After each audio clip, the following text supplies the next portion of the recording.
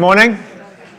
Hello, good morning everyone. So welcome to the second day of the Festival of Learning and Teaching. So I guess it's a welcome back for those of you who were here yesterday and a welcome nonetheless to those of you who are joining for the first time today. So we had a pretty busy schedule yesterday, lots of very interesting talks. It's kicked off with Hugh Brady giving an introduction and telling us a little bit about the college's new strategy and how that fitted in with our educational mission. And then we had a very memorable starting presentation by Wayne Mitchell, who arrived en route to a journey in EDI. And then we closed after a series of workshops, parallel sessions, Ignite sessions, with a plenary session by Daniel Mikkelpunkt and Simon Pocock telling us about sort of asynchronous immersive media. In other words, developments in terms of VR, which are scalable. So the overall theme of the festival, as you know, is sustainable success, teaching, learning, and assessing well in STEM B. So yesterday we had the focus on teaching. Today the focus is to be on learning, and tomorrow there will be a focus on assessing. And of course that got me thinking about the order of learning and teaching. And I am the Associate Provost for Teaching and Learning, but I spend quite a lot of my time thinking about how we deliver our learning and teaching strategy. So I think it's probably true to say that it's quite difficult to teach if you haven't learned something, but it's probably not true in the other direction. In other words, you can almost certainly learn something without being taught it. And I guess one of the things that we try and do in a university is provide a rich learning and teaching environment. And indeed, that's what my role in the college is all about. Now, one of the features of the Festival of Learning and Teaching this year, and as Hugh Brady pointed out, this is the 14th year that we've had this festival, is that it has an international element. And that is that we have some colleagues from Technical University of Munich, TUM, with us. And this morning, we're going to hear from Claudia Peus about their Institute for Lifelong Learning. And we also have some other colleagues from Technical University of Munich in some of the parallel sessions. So we have Matthias Baume and we have Kristin Knipfer. Okay, so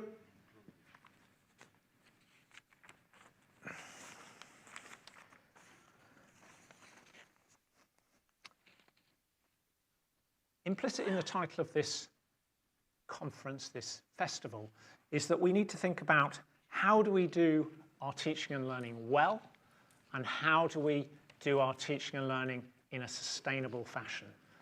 So I think it's not just metrics in terms of how we teach well. We've got to think about the well-being of our students and a kind of a holistic vision of what education should look like. We need to achieve academic success, but we also need to achieve personal fulfillment. And there was a lot of discussion around that yesterday, and I'm sure there'll be more today.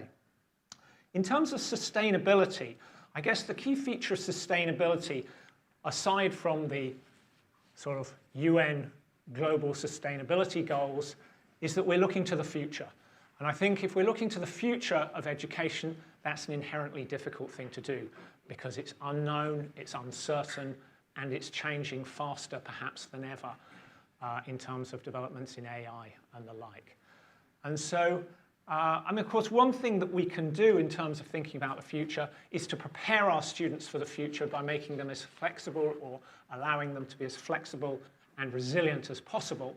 And I attended one of the Insight lectures yesterday by, who was it? It was by a teaching fellow from mechanical engineering, I think, a guy called Fabian Source. And he was telling about a brilliant project where they had challenged students in that engineering department to think about the provenance of a set of biscuits. Now, I was sitting at the back and I was kind of not paying attention like a naughty student. And suddenly up came this picture of some custard creams, a bourbon cream, a jammy Dodger, and something like a shortbread. And it took me right back to being at school, where at break, we would get these sort of sepia-packaged 3-packs of exactly those biscuits. Now, that tells you something about me. I was at school in the early 1980s, and these biscuits were provided every break along with some pretty dilute orange juice. But it was my mission to make sure that I got the jammy Dodgers. So I was sitting in the back of a maths class back in the day. My maths teacher was very enthusiastic, and my main concern was that meant that I would be late for break. So I was working on the probability of there being any jammy Dodgers left by that point. So I thought it was quite brilliant that 40 years on, the great minds of students at Imperial were being taught about the provenance of these sort of iconic British biscuits as a way of learning about uncertainty and how to deal with ambiguity. So that brings me on to my final point. I'm sure you'll be very happy that I'm not going to bore you further with my school day tales. But it does bring me to this idea that if we're thinking about preparing our students for the future, we do need to think about, is that possible within a 3-year undergraduate, a 4-year undergraduate, a 1-year master's, 3 or 4-year PhD? Of course it's not. If we're going to learn and learn well, we're going to need to do that on a continuing basis from before we arrive at university to afterwards. And so I thought one of the great initiatives within the current new strategy that you summarized yesterday was that there is a plan now within Imperial to develop an Institute of Extended Learning. And of course, one of many objectives of that project is to allow us to reach out to non-traditional students and hopefully provide retraining, advice, preparation for the various junctures in life where things move on. And so, unfortunately, my colleague who's been leading on that from Imperial, Leila Guerra, can't be here this morning to tell you about that. But it turns out, of course, that TUM are ahead of the curve or ahead of Imperial on this and set up presumably, we have yet to hear, something similar in Technical University of Munich back in 2019. And so I'm really looking forward to hearing about the learnings that they have from that endeavor. Because, of course, if you start an endeavor like this, you've got to prioritize. You've got to think about what you can realistically do, what you can do best, what are your USPs. So without further ado, I'm going to hand over to my colleague, Professor Martin Kingsbury, who is going to introduce Claudia properly.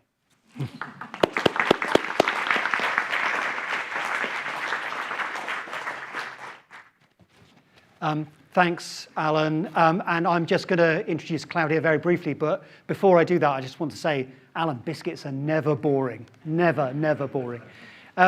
So I'd like to introduce Claudia Peus, who is a colleague from TUM in Munich.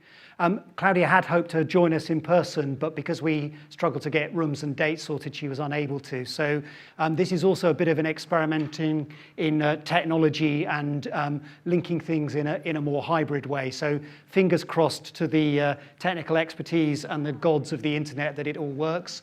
And Claudia's going to talk to us about her experiences of setting up this Institute of Lifelong Learning in TUM. So Claudia, I know time's tight, so I will leave you with your task. Thank you very much for joining us.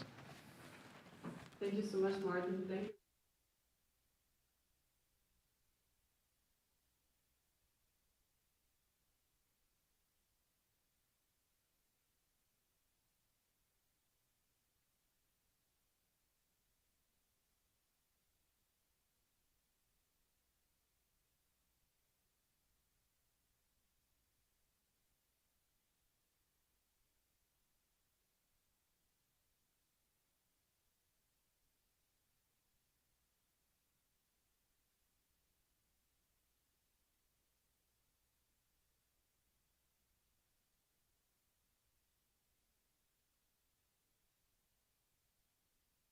Yeah, great.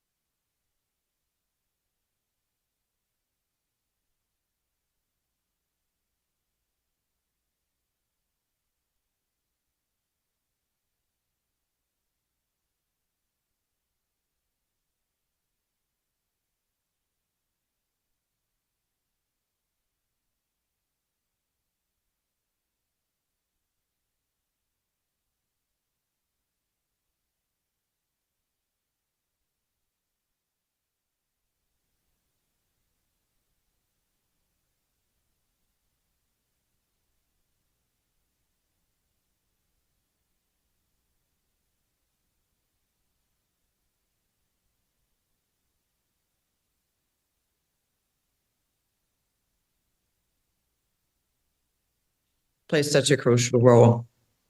This is a statistic here. There's a survey done before the pandemic, so in 2018, conducted together by Deloitte and MIT Sloan. The question here was, how often do you need to update your skills to effectively perform in a digital environment? And as you can see, more than 90% of the respondents back then said they have to update the skills at least yearly in order to work effectively in a digital world. Maybe that percentage has even increased since then.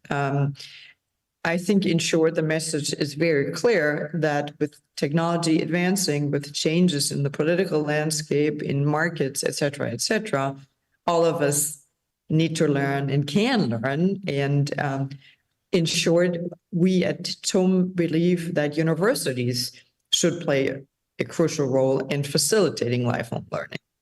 Traditionally, at least in Germany, the focus of education, of facilitating learning at the university was really at the first stage, so preparing students for a career, for whichever career they chose, be it engineering, science, medicine, teaching, or whatever.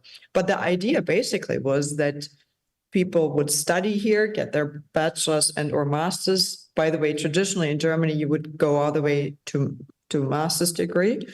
And the idea was that would prepare you, whatever you learned at university then would prepare you for your entire career. So 30 years, something like that. And I guess surprisingly, maybe now, that was largely true. So there was at least no formal learning, lifelong learning that took place at universities. Now, in the last couple of years, that's changed a bit. At TUM, we have been offering executive MBA programs for 20 years now, but that was really sort of the vanguard of lifelong learning at TUM and at really most German universities. In short, we believe that now times have changed and universities need to play a crucial role also in lifelong learning. And that's why trying to exemplify it by the slide, we have founded the TUM Institute for Lifelong Learning. We want professionals, leaders, executives from all areas of society to continuously return and get a sort of an update in their particular areas and or entirely new competences, for example, digital skills, which are needed now more than ever. So at the end of 2019, we have founded the TUM Institute for Lifelong Learning. As you can see on the slide, it now has 5 different columns. I will quickly introduce each of them in a second, but what I want to exemplify and stress is that this institution is really a TUM-wide one. On the right-hand side of the slides, you can see the different areas, and the different areas in our case are schools. We have just undergone an organizational transformation. So what you see on the right side are the 7 schools that TUM now has.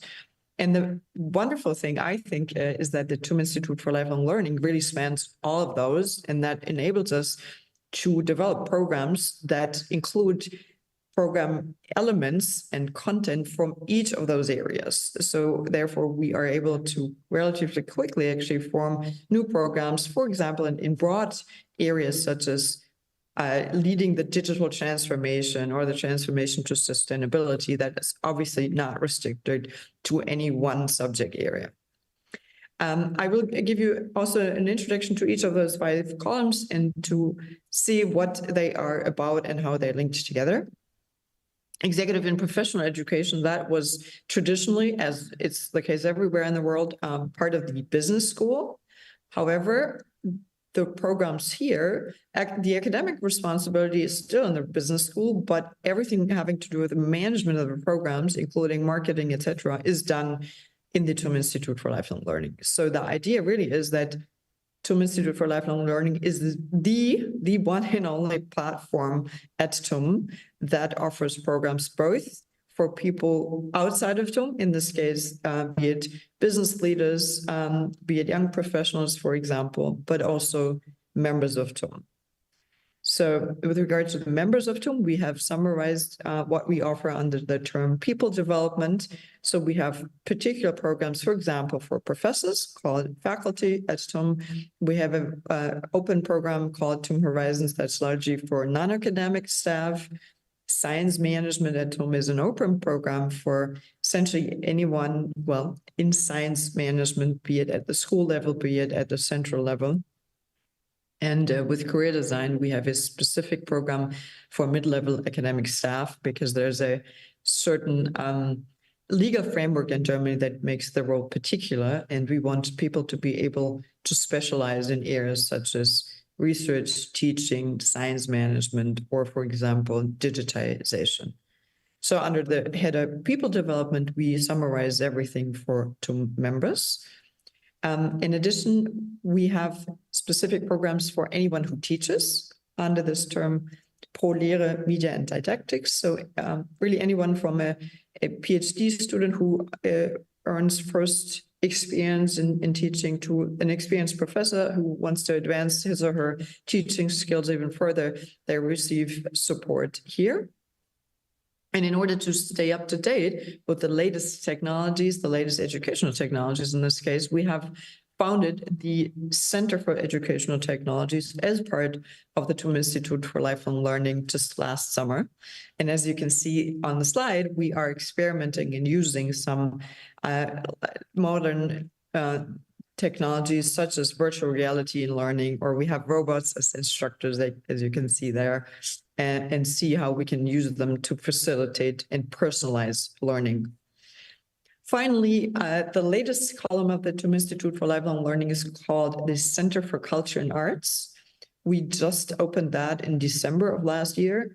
The idea is that through music, through photography, literature, dance, design, we have an entirely different avenue of reaching people, and potentially we could reach people who maybe traditionally would not come to TUM. So that's why we founded the Center for Culture and Arts and had 2, I think, fascinating opening events. One large concert, which reached more than 4,000 people, and the second one, which you can see on the right-hand side, photography. We had an exhibit of portraits of Nobel laureates, and you can see the photographer down at the bottom of the picture.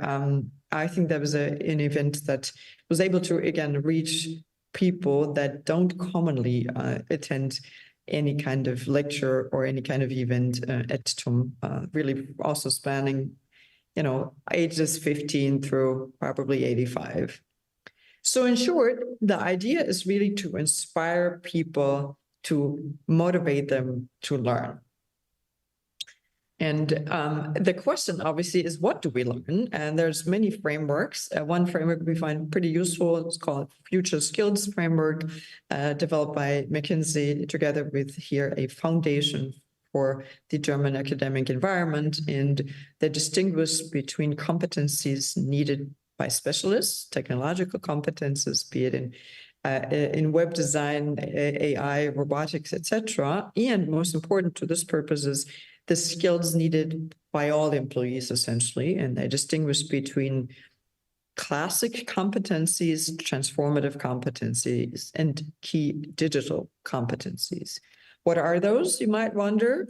And these are ranked now by order of importance as attributed by more than 500 employees from both public and private organizations, who said the number one ability really needed in this day and age, and probably even more important in the next 10 years, is problems. And certainly anyone who is able to come up with solutions, maybe new solutions, will be in a very good place. So things like problem solving, entrepreneurial mindset, or resilience are subsumed under classic competencies.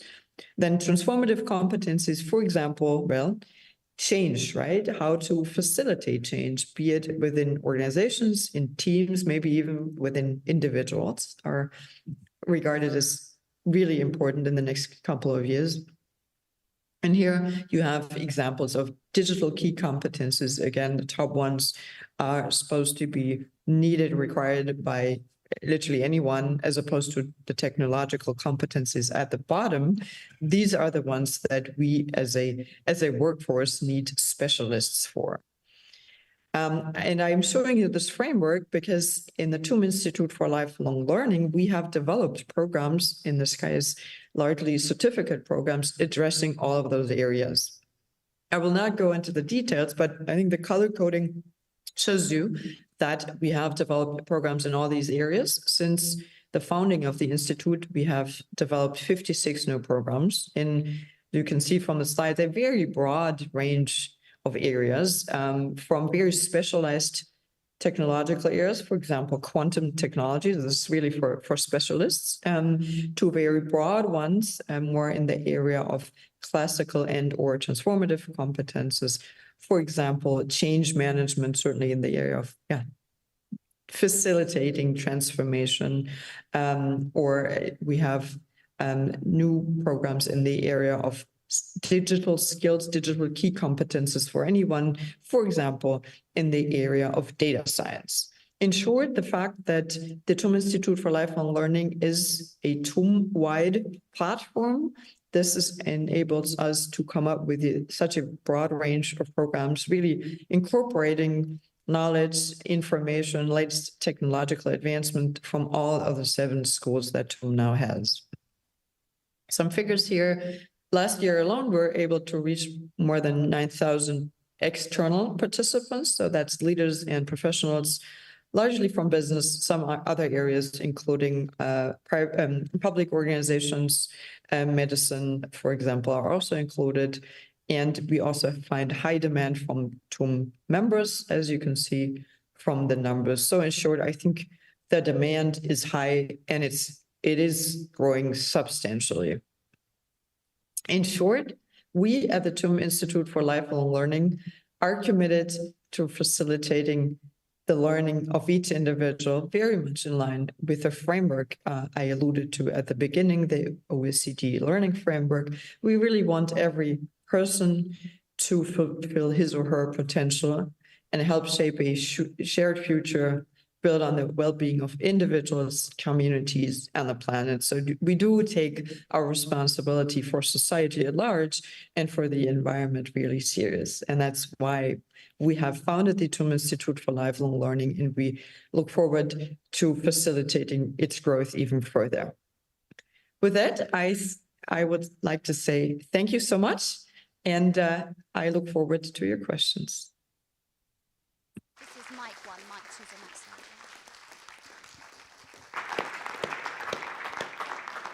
Thank you very much, Claudia. So I'd just like to take it to the audience. So have anybody have any questions or comments for Claudia?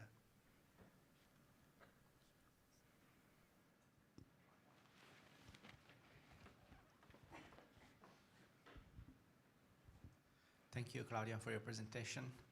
My question is how this interlink with so the life learning experience interlink with traditional students in terms of curriculum development. So, for example, if you develop a new module, is that completely independent, and that same module, same content is also taught to traditional students? If those are interlink or they're separate? And also in terms of staff, do you have purpose dedicated staff, or is a mix with with the academics? Thank you. Thank you very much for the questions. So with regard to who teaches, maybe it is the same professors and the same sometimes postdocs and senior lecturers who teach at the bachelor's and master's level, which, by the way, is required of professors by law. And those professors who are interested in teaching in the area of lifelong learning then are also included. So essentially, of the programs I mentioned, it's the same professors teaching. At this stage right now, with regard to the formats, it's distinct. So in other words, the programs for, well, let's call them lifelong learners, for professionals, for leaders, so far are unique to that group. We are discussing implementing new formats in the future that might include, for example, master students, maybe PhD students, and external experts and or professionals in certain areas, but we haven't done that so far. Thank you. Any other questions? David. Hang on, there's a microphone on the way. Hi, Claudia. David Brown here from the Business School and Institute of Extended Learning.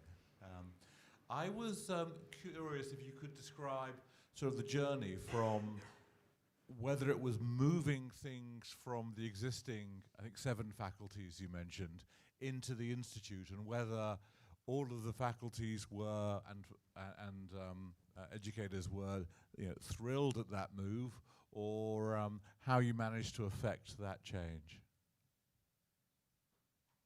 Thank you very much. So, okay, traditionally, the one area where we had something like lifelong learning dedicated institution was the business school, right? As I said before.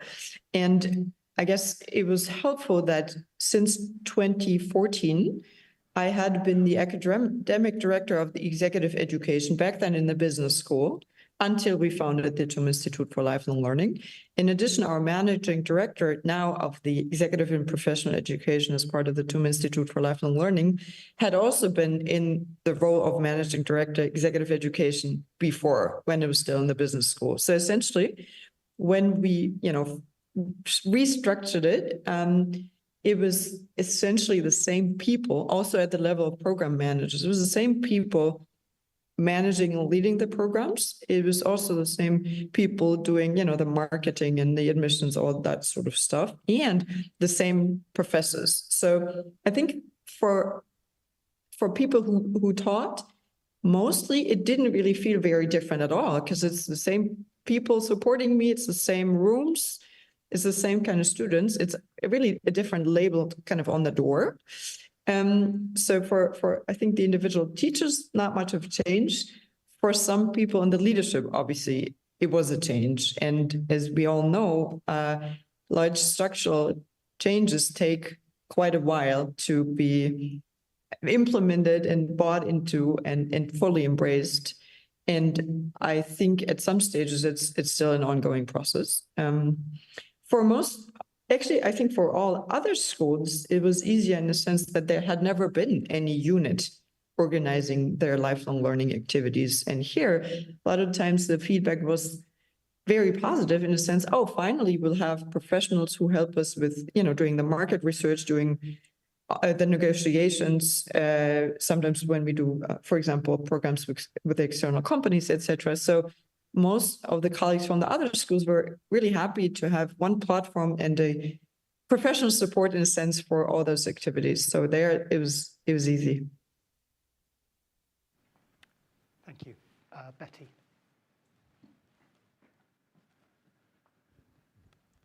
Hi, Claudia. This is Betty from the Center for Continuing Professional Development, which will be form part of the Institute of Extended Learning. Thank you very much for your presentation, really interesting.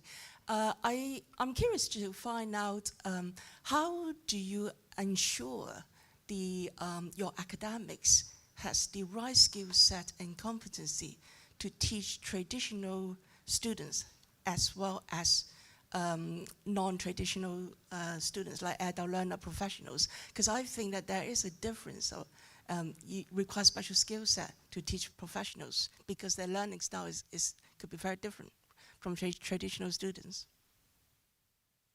Thank you very much for the question. I fully agree that teaching professionals is different and is maybe requires different skills than, for example, teaching at the bachelor's level. So in short, how do we ensure that?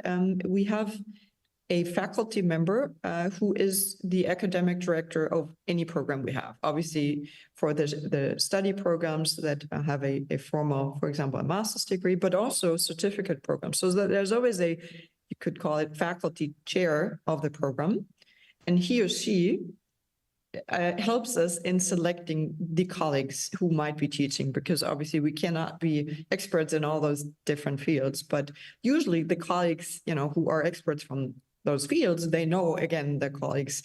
And obviously no colleague is required to teach at those levels, but rather colleagues are incentivized in the sense that you can get extra payment. And if someone has never taught before, we try to do it in a tandem approach. So we usually have two colleagues, for example, teach at first, or we only have them give, let's say, an introductory keynote, 45 minutes, and we build around that with more experienced people to make sure it works. And then we have a very strict, I would say, quality management process that obviously we look at the evaluation results pretty closely. And again, both program managers, but most importantly, the academic chair of each program then talks to colleagues and, asks them how they felt the experience went and gives suggestions, etc. And if again, coming back to the different units of the TUM Institute for Lifelong Learning, sometimes it then helps to be able to say at the unit called ProLehre, there are professionals who can, support you in your teaching, maybe specific in your teaching at that kind of level. Thank you. There's a question up there.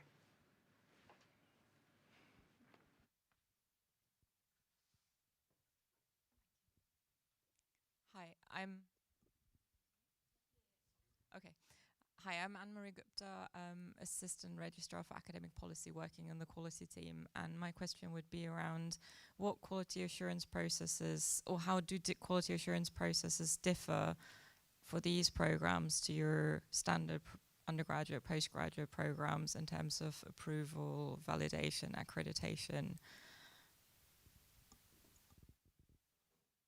Thank you. Well, this could be a lengthy answer. I'm trying to be concise here. Starting at the very broad, TUM is systems accredited. So every 5 years, I believe, we have external auditors look at our programs, like at all programs, so student teaching at all levels. For the lifelong learning aspect, again, because of the history of having the executive MBAs be developed in the business school, we have what's called Triple Crown accreditation. So AACSB, AMBA, and AQUIS, which accredit business programs. So for those, each accreditation agency, as some of you are familiar with, they have somewhat different standards. And as we have the Triple Crown accreditation and want to keep it, we have to undergo all of those. Formally, that does not apply to certificate programs, but obviously we want to have the same standard and the same process of quality control pertaining to that. So I hope this makes sense to you that, broadly speaking, systems accreditation for all, and then out of the traditional business schools accreditation with those three agencies, we do have very tight quality of learning and the assurance of learning committees and processes, et cetera, et cetera. And obviously we have to adapt them and refine those all the time.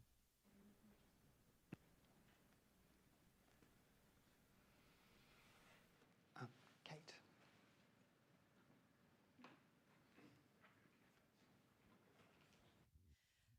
Hi there, Claudia. Thank you for such an interesting presentation. I'm Katie Polito from the Education Development Unit. So one of the things that caught my eye was the Young Professionals Programme. And I was just wondering if you could tell us about how these programmes are funded. Is it a mixture of students funding themselves? Is there government funding available that you can tap into? Could you tell us a bit about that, please? Certainly. Thank you for the question and your feedback. At first, I have to say, as some of you know, maybe not all, traditionally, education at universities in Germany has been free of charge. Until today, it is even free of charge for non-EU students. I'm saying until today because TUM is introducing tuition fees for non-EU students in the fall, but we are the first ones to do that. So in short, bachelor's and master's degrees are free of charge. Same is true for PhDs. But, and this is, the legal framework is interesting here and very relevant to your question. At the executive level, it is legally okay to charge, and we have certainly always done that. That's why we started executive education, well, with executive MBAs, because here it's a much easier story to sell, to say, you know, the bachelor's and master's degree before you start a career, they are free of charge. But once you have, let's say, 10 years of work experience and you come back to university, then you charge, and you charge, you know, sort of normal executive education fee, although it might be a little lower here than you're used to. So our executive MBAs cost 39,000 euros.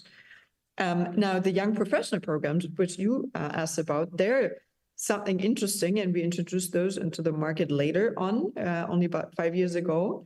And here, the legal framework allows us to charge tuition fees to anyone, so also German students, but only if they can show that they have at least 1 year of work experience. Okay, so in that case, we can charge tuition and do charge tuition, and it was a little interesting because you could argue you can get a free master's degree, but if as a young professional, you get your master's degree after having a bachelor and some work experience, then you have to pay a substantial amount. So at first we weren't entirely sure if we could successfully place that into the market, but in short, we did.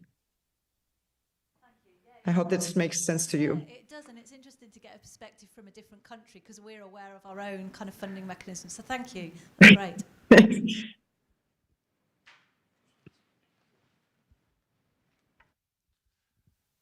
So we're a few years behind yourselves in setting up the Institute. With hindsight, what were perhaps the 2 or 3 things that were most challenging for you in establishing the Institute? Well, I can tell you what was helpful. What was helpful is that, and I'll also speak to what's been challenging. Okay, but I'll start with the helpful. Maybe that's also useful. As you probably know, every couple of years there's the so-called excellence initiative. So the German universities compete for the status of an excellence university, which is both a status, so you get an extra tag in a sense, but you also get a lot of extra funding. Okay, and in order to get that, you have to submit a strategy proposal, and then external reviewers from all over the world will come and evaluate you, et cetera, et cetera. I think that is helpful because it's a very dedicated strategy process. And as part of that, we were demanded, in essence, to come up with innovative strategies on how to improve TUM and how to, I suppose, enhance its impact on society and for society. So having that as part of a competition, I think helps you mobilize a lot of resources in terms of energy, in terms of colleagues, you know, coming up with new ideas. I think that was tremendously helpful that we put it into our strategy proposal 2018. Then we got the external reviews, got feedback, and it was approved, and we got the extra funding. So that was tremendously helpful. Obviously, it was tremendously helpful, as I said before, that I tend to say the Institute for Lifelong Learning is both new and old, right? Old because we've had executive education for 20 years. We've had the teaching enhancement unit ProLehre for 30 years. And then there's the new units in the new roof, I suppose. So having that and having, I guess in this case, people who had the experience from those areas before, I think it was helpful. So again, in my role, it was very easy because I had demonstrated a lot of experience in working with professionals, with the executives, and also leading such a unit. That was very helpful. What was challenging, or probably in hindsight, maybe we should have done even more events involving colleagues in why we're doing it and what it means to them. I mean, I guess it's a constant task still for me today. I still meet a lot of colleagues at TUM who do not know about the Institute for Lifelong Learning. So it's a continuous communication effort. And it's also, you know, actually a constant challenge, I suppose. I mean, time is so limited for anyone, right? And everyone wants everyone else's time. Everyone wants the professors to do more for them, right? For teaching, for research, for mentoring, for public outreach, or whatever. So I think that is a constant one, trying to get more colleagues involved and remain involved despite so many competing opportunities and demands, probably. So one thing we are discussing is, I guess, shifting the incentive systems or introducing new incentives, but that's an ongoing process. I think that's an important one. And then, yeah, getting the leadership of all the schools aligned, as I alluded to before. Some schools, it was super easy. They were even very excited. With other schools, it's an ongoing process. Thank you. Claudia, I have a question for you, if I may. So you said earlier in response to Kate's question that the material and the support that you give through your institute is largely paid for by participants. Or do you have any sense that the students that are paying for that education have a different sort of engagement with the learning and the teachers and the process than your university students who are getting similar education for nothing? So has that changed the nature of the educational interaction at all, do you think? Thank you for the question. Yes, I think in a sense that the students who pay, well, a lot of money, they have much higher expectations in terms of service, right? Like, you know, when do the slides are online, what feedback do I get, how quickly do I get feedback, et cetera, et cetera. So that's what I mean by service level. Here in Germany, many students, I mean, it depends on the subject. In many areas, though, students are used to being one of very many. Let's say Introduction to Business, 800 people, right? You're not used to being very individually mentored and supported, traditionally at least, right? But if you're, for example, a young professional program, that is only a cohort of, let's say, 30. Therefore, the expectation in terms of responsiveness of anyone who teaches, service level in terms of getting information, support, et cetera, even catering is a different one. Thank you. I've got one, sorry, I'm abusing my position here as a chair, but I've got one related question, which may or may not be related, but when you were talking about your work setting the institution up, you spoke a lot about how you utilize the existing structures and professors and classrooms. So it seemed like initially, at least, the sort of flow of resource and power is sort of outwards to this new extended audience. Do you see anything coming back? So are you learning anything from this lifelong learning teaching and engagement that you think will feed back into your normal undergraduate and master's teaching in TUM? Absolutely. One thing I may not have said clearly enough is that in the development of the programs, it was a clear combination of top-down and bottom-up. In other words, many of the 56 programs that we newly developed, that were not, the strategic leadership's idea, but rather colleagues from within TUM saying, look, I think you should have a program, for example, space economics or quantum technology. That's certainly not something that was on my mind.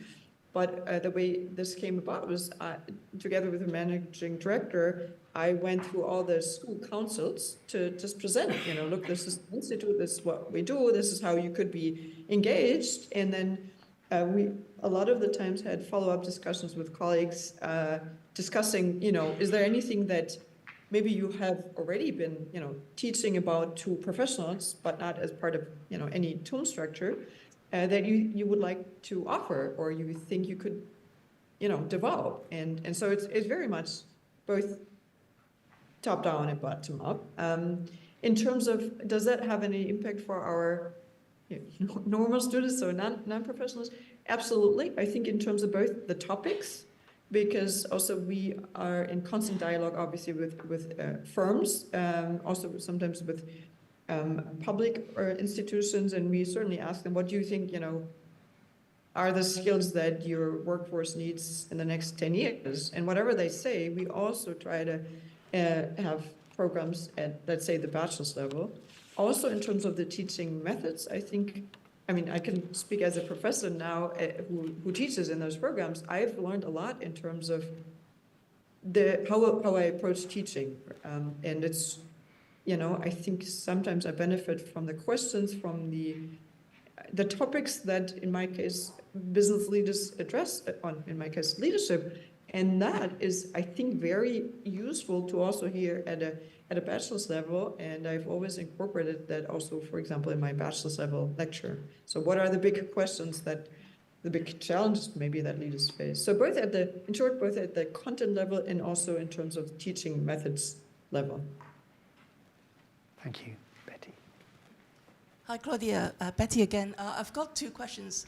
The first question is, are your lifelong learners more interested in credit or non-credit bearing programs, as from your experience? That's question number one.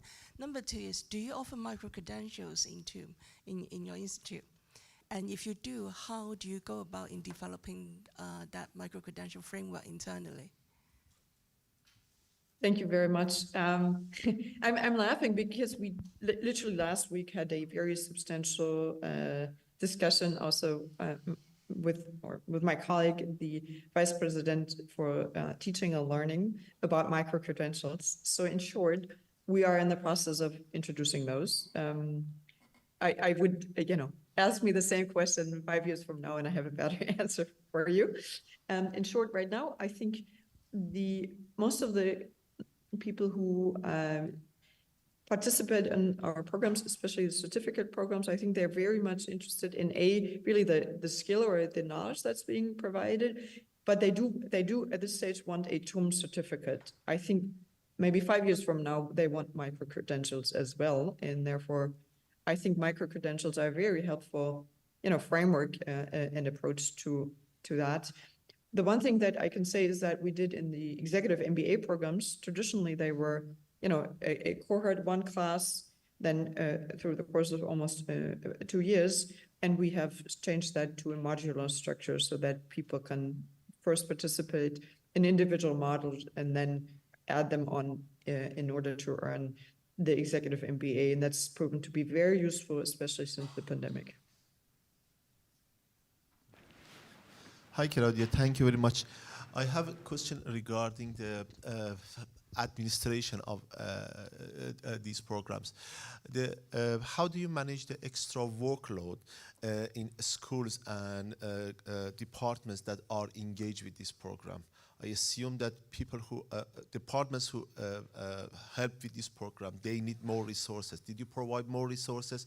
Did you provide more vacancies in those departments? How did you manage that? Mm-hmm. Thank you for the question. And essentially, the TUM Institute for Lifelong Learning is a shared service platform for the schools and or the individual professors teaching. So the Institute for Lifelong Learning, when you develop a new program, we do everything from, doing a market research, doing the pricing, do the marketing, et cetera, et cetera. So we try to keep all the admin tasks and the related management tasks really to have them in the Institute for Lifelong Learning, so the school is not really affected so much. So I think that's one selling point also to the professors. We tend to say to the colleagues, look, you can really only exercise your role as a teacher essentially, and you can focus on the content and the teaching methodology. You do not have to worry about anything having to do with marketing, pricing, setting up a room, anything like that. We will do that as a sort of a full service unit, and that's proven to be pretty useful, as most colleagues, they are excited about conveying their kind of content. They're excited about the interaction with the learners. They're not entirely excited usually about all the other stuff, and we take that away from them.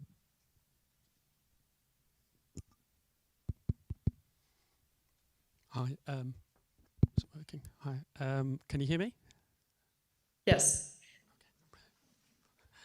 Hi, this is Halal Ahmed from the graduate school. My question regarding some of the courses in the Institute for Learning.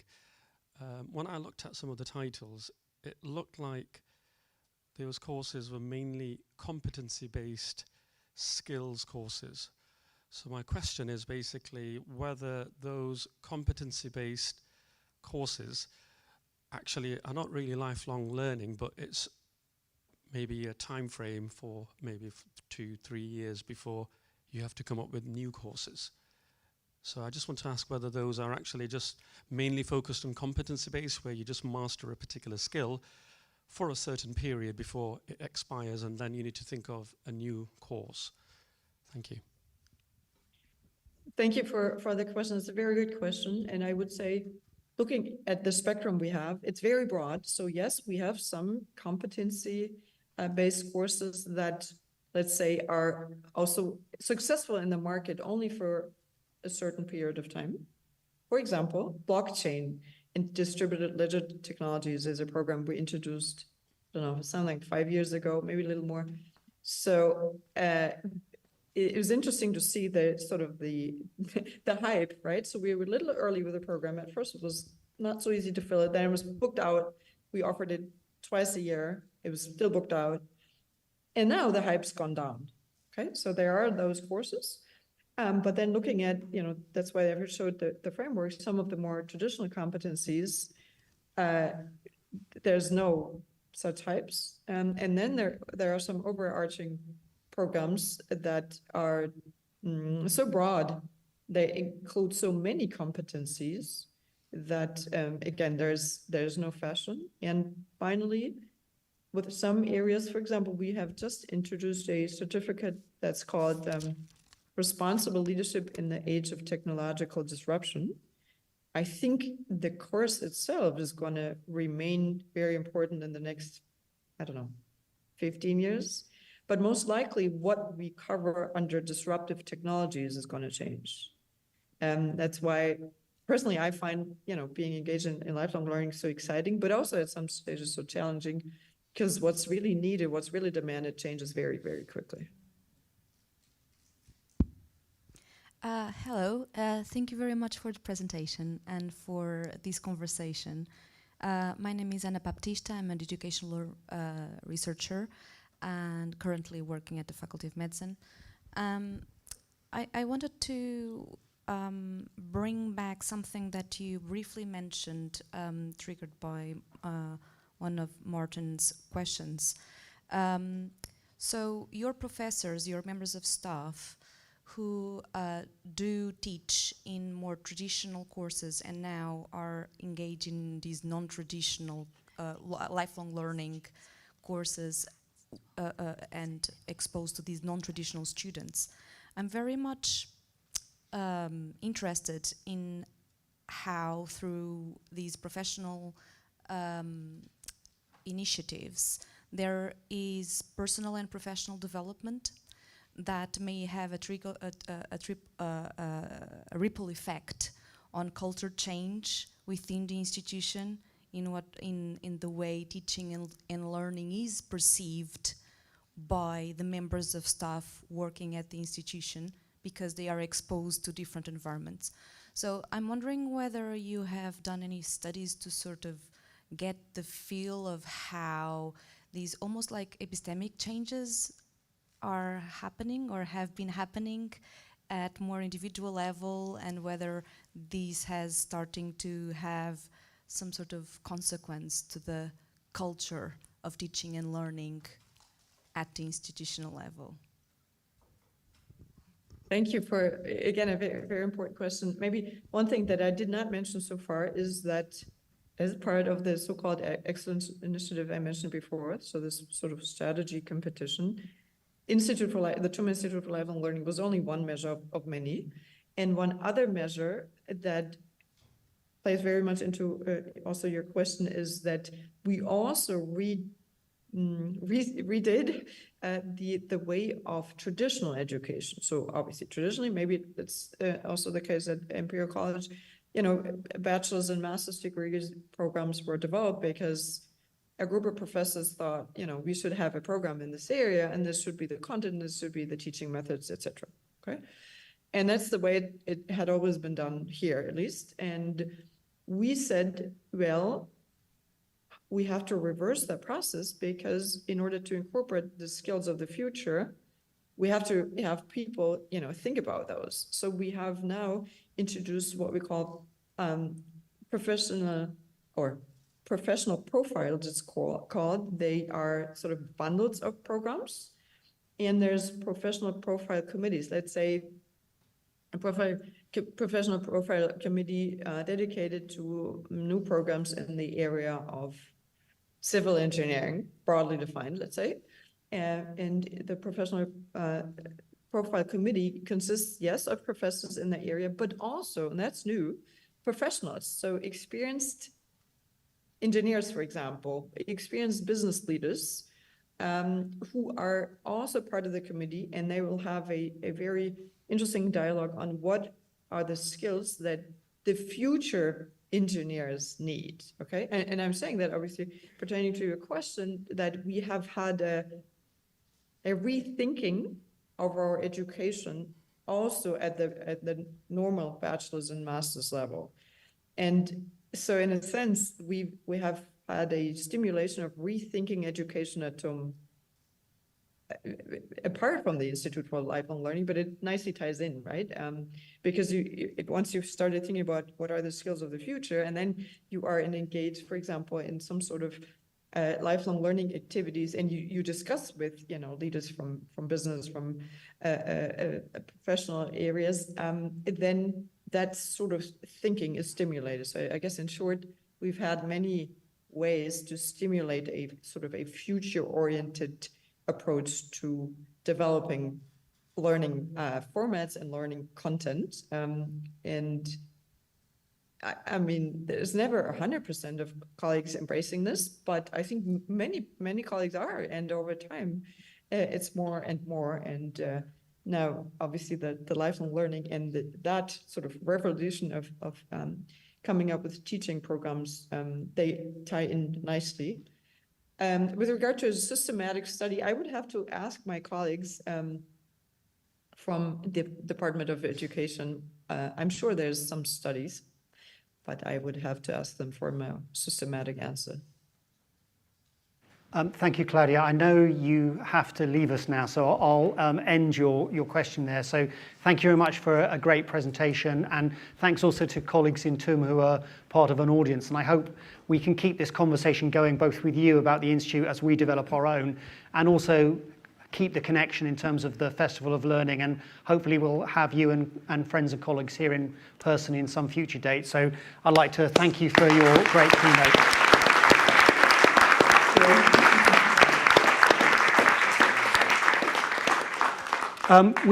One of the things that Claudia said was the things that she wished she'd done, and one of the challenges was involve more of her academic colleagues in the conversation earlier. And so we have a 10-minute opportunity to do that now. So I'll invite Betty and David to just come to the front, who are involved in our own Institute of Extended Learning. So perhaps I'll leave it to them to give you a very brief introduction to their plans for the new institute, and we have 10 minutes or so before we break where we can bring this into our own context. Thanks, Martin. Let me just stand for a moment, if I may. So, David Brown, I know it's lovely to see some of you who I know and many who I don't. So, terrific opportunity here. I'm based in the business school and lead executive education, and increasingly will be part of the Institute of Extended Learning, which is going to be corporate education. So, big name change there. So, I thought I'd just provide a moment of context in terms of what we're doing, and it was lovely to see from Claudia some slides about the need. And so whichever way we look, there are many people who are often several years post their formal degree education, and there are many, many things they need. There are some around more leadership areas, and there are some around or softer skills, and there are plenty of hard skills around as well. So what we're seeing at the moment is that current solutions are often insufficient. They are too slow, they're too expensive, they don't meet the company's or the learner's needs, and they're not scalable. Apart from that, we don't have a problem. So what we're looking is can we do something, or several things actually, and Betty's going to talk about some of them, several things quite differently that actually address this both societal need, this industry need, company need, and indeed learner need. And yet we need to do something not just different to solve those problems, but also something different that's about Imperial. Because there are lots and lots of providers out there, including TUM, who are doing some amazing stuff, and I hope we can do some of the stuff that they're doing. But we need to do something different from many providers. And I think that's twofold, which is first, solving businesses or society's biggest problems require interdisciplinary thinking. If we are going to solve the energy crisis, the climate crisis, whatever the topic area is, that learners need some interdisciplinary approaches. So that's the first element. And then the second element is it's not just content, and I think we need to sort of approach this differently. It's not just content, it's also how you apply it. And those are two complementary skills, and if we can help our learners both understand the interdisciplinary nature and both the content and how to apply it, then actually we might be making a big change. And I very much hope that is what the Institute of Extended Learning is going to be doing.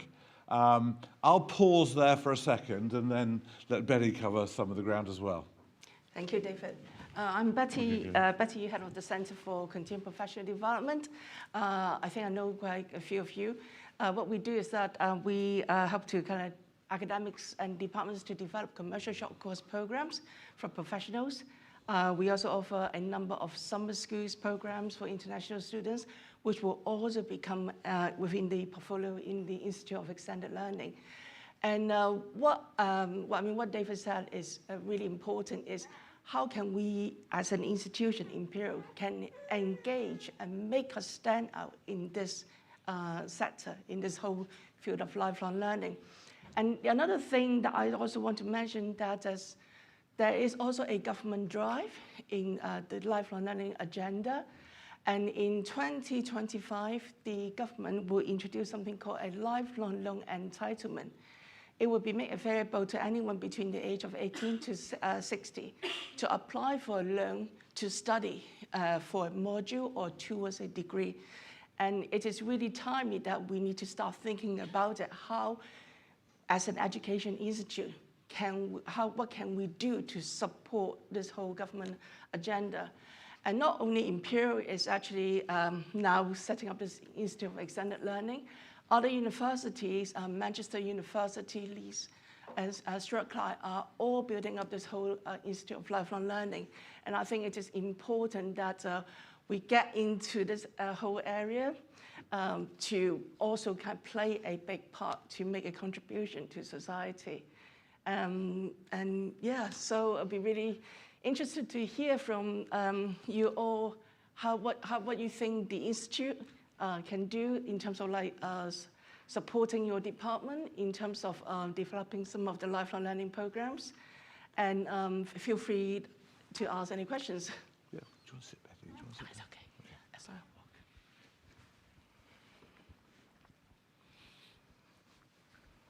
Hello, my name's Kayleigh Green. I'm a medical education researcher. It seems to me that we really need to think much more dynamically in terms of our curriculum. That we've tended to have these like sort of every 10 years or so a review of a curriculum, but then that by definition can't really be forward facing. What strategies do you have? I mean, we heard about TUM having people from industry coming in as curriculum co-developers. What strategies would you sort of suggest for ensuring we have a much more connected, dynamic curriculum? I know in medicine we need to connect it to the needs of patients and technology as well, and to our workforce who are in crisis. We need to be thinking very differently about how we educate the future medical workforce, certainly. Sure. Yeah, so we're currently looking at focusing on like 4 key strategic priority areas for the college, which is the resilient society, smart society, sustainable society, and healthy society. And I think one of the strategies also, how can we utilize some of the research, the excellent research at Imperial, to use it to actually disseminate some of this research information to help to train businesses, individuals, and help them to upskill in various emerging technology area like AI, clean tech. So there's a lot I think we can do. And I think also from the digital learning side is how can we also bring in some of the innovation in digital learning to support a lifelong learner. Totally agree. So I think we've got two sides, and I think one of the questions was how does the lifelong learning inform the degree education, which is a very important question that we had earlier. So we think to an extent of let me link to the quality of the learning. We think of what we do as a professional services organization anchored in an academic institution. So that's quite different from, to an extent. Now, so the professional services side says, okay, let's start with either the opportunity or the challenge and then work backwards. So what is it that, I don't know, forgive me using a little knowledge a lot, what is it that the nurse practitioner population can or can't do? What is it? We know there's an acute, sorry, no pun intended, acute shortage of medical directors, of chief executives of hospitals. Most of our chief executives of hospitals are, knighted and retiring. So, how do we actually build a pipeline of future leaders? Now, there are some, particularly acute problems in the health sector, not just in the UK, but more broadly in terms of getting people to learn. And therefore, that's why we need to imaginative, as Betty was touching on, around in-person learning and online learning. And indeed, we think of the strategy actually in an integrated fashion. This whole Imperial West corridor gives us an opportunity to actually, the healthcare education may be a place where we can really lean into, and it'd be a really exciting space where we've got something different to say and do. I think that answered the question. I'm not sure. Hi, thank you very much. I don't know if I'm amplified yet. Yes, I am. So my name's Steph. I am Community Collaboration Lead in the Undergraduate Primary Care Education Team. Nice, short, snappy title for you. I'm really interested here just around sort of unlocking potential. It was really helpful to hear about an institute that's already up and running. And thinking about talent pipeline, are we thinking about the potential to actually unlock potential around reaching diverse audiences? So I'm sort of thinking about those that don't have security of employment. I know we're framing it as sort of corporate training, and I assume that those businesses can use apprenticeship levy for this type of training. So really it's unlocking money that's already there, which is fantastic, and I appreciate that we need to fund it. But also thinking about those that might not be able to access training, they may not have accessed training previously, or they've had to take a career break for any reasons. They don't have that security of corporate around them. Have we thought about what we may be able to offer in that sphere? Because there's a lot of fantastic talent. There's strengths throughout our communities that can help us solve problems that they are acutely aware of. just thinking, is there any kind of framework that they might be able to tap into? I was going to ask it, but I have to email TUM for the answer to see whether they've done something similar. Does that make sense? Should I touch on that for a second? Yeah. So, absolutely. And I think, and there are a lot of people, indeed in this room and beyond, who, are passionate about expanding access. And that we're not just people that can afford to study 3 or more years with 3 A stars. We've absolutely got to do something differently. And we did something a little while ago, and there was this, forgive me, just a very, very short story, but there was this one guy who was just giant of a fellow and quite an extraordinary person. But he was standing by himself. So I walked up to him because it was, we were in the exec ed space, and I said, "How are you doing?" And he said, "Dreadful." I went, "Oh, crikey, what's going on here?" And he said he started his career as a part-time postman up in Norfolk. And he now had no education. At 16 he started, no education, and he never thought that he was ever going to step inside a university, let alone somewhere like Imperial. And he didn't know what, he said, "I don't know what to do." And it was just magic. So I sort of thought, "Oh yeah, no big deal." I took him along and he met somebody and then was flying for the rest of the day. We utterly need to change access around gender and many different elements of diversity, race and particularly economic, which is what we can do with this. But it needs innovative sources of funding. Thank you for that question. It's such a great one. I know there are some other questions, but apologies, we are fairly tight for time today. So I think that's a good place to leave it, because I think that's a good, with Steph's question, it's a good way of us reminding that this lifelong learning section was part of our conference, which is about sustainable learning and teaching, and it has to be sustainable for all of society. And I think one of the great potentials of this new institute is that it's starting the conversation early. And of course, we have to remember the funding and the money, and it has to be economically successful, but it doesn't have to be driven by that. So going back to what Claudia said, I encourage all of you to keep this conversation going so that you can inform David and Betty and Layla about what you're passionate about for our institution of extended learning, so that we can bring it so that it fulfills our potential and makes our remit sustainable and makes society's learning needs more sustainable in the future. And on that very worthy note, at the risk of being upstaged by our younger member, I would point out we've now got a 15-minute break and then it's back for the rest of the session. So thanks so much for the questions, and thanks to David and Becky.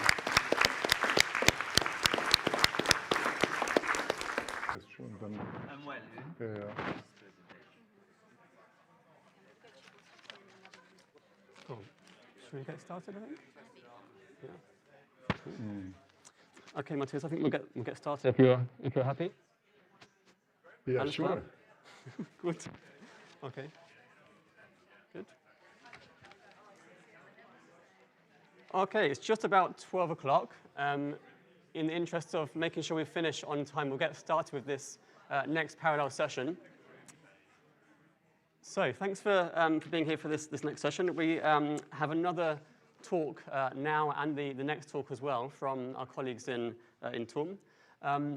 Next speaker is Dr. Matthias Baume from ProLehre, which is roughly equivalent to Imperial's Education Development Unit and Chairs departments. He has been working in kind of education technology, faculty development for many years. I'm going to say how many exactly, but I think researching in particular for around 15 years on computer-based learning and teaching, and has been doing lots of work also recently across TUM on digital exams. And today's talk is one example of this using ChatGPT. So the talk is aligned particularly with the assessment theme, which is tomorrow. But as tomorrow is a bank holiday in Germany, we've put this on today's session. And there's also lots of learning links in the talk as well. So it does have links to today. So Matthias will speak for around 20 or so minutes, and then there'll be some time for some questions at the end. So welcome, Dr. Baume. Yeah, thank you very much for being on this beautiful festival. It's always nice to be on a festival, I think. Thank you for the introduction, Richard. So I think I start my presentation and then we go on.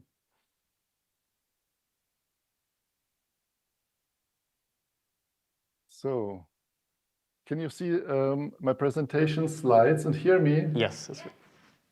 Okay, great.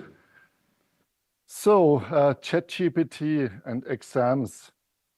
So this is our topic here for the next 20 minutes. And I think these are serious topics, but if we want to have a little bit fun, also with serious topics, one possibility is to create a few memes with this topic. So let's see if that works.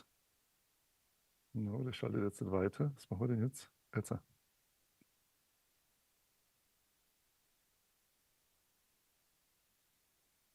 So I've prepared a few memes for this presentation, just to have a little bit more another view on this topic. Okay, and here's my agenda. First, we talk a few minutes about large language models and the pilot exam development. And then I show you a few results of this ChatGPT pilot exam that we conducted at TUM. And in the end, a few results of the student perception survey.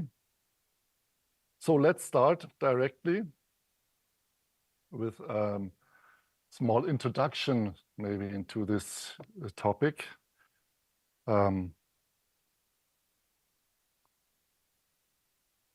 So if we think about large language models and ChatGPT, so most of you maybe they know about this topic since a few months or maybe since a year, but the topic has a long history because the first approaches of this topic, large language models, was already in the 1940s with artificial neural networks, and they set the basis of today's language models.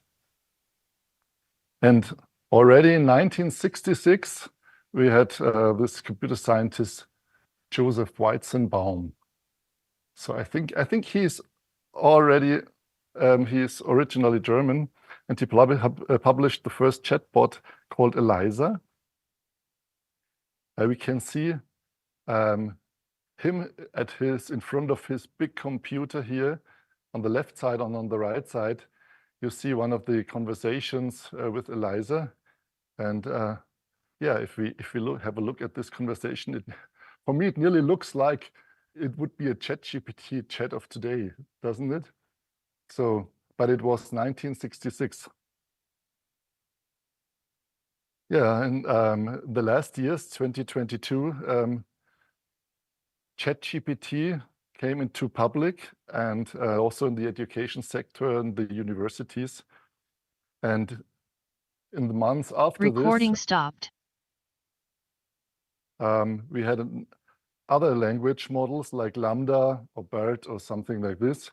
And today we have many language models we can use in public somewhere in educational sector. If we talk about ChatGPT in universities, if you read some articles, there's a wide range of recommendations for ChatGPT in university context for students, for lecturers, and so on. So students could summarize texts and translations, and you can filter keywords. So many ideas what you can do with these language models like ChatGPT, or for lecturers, you can create lesson outlines and many other things. And also in the everyday working life at the university, maybe you use also models like ChatGPT every day or nearly every day, then you know about this. It even could solve programming tasks for you. Yeah, if we talk about exams, ChatGPT and exams, I think exams is always a special topic at the university.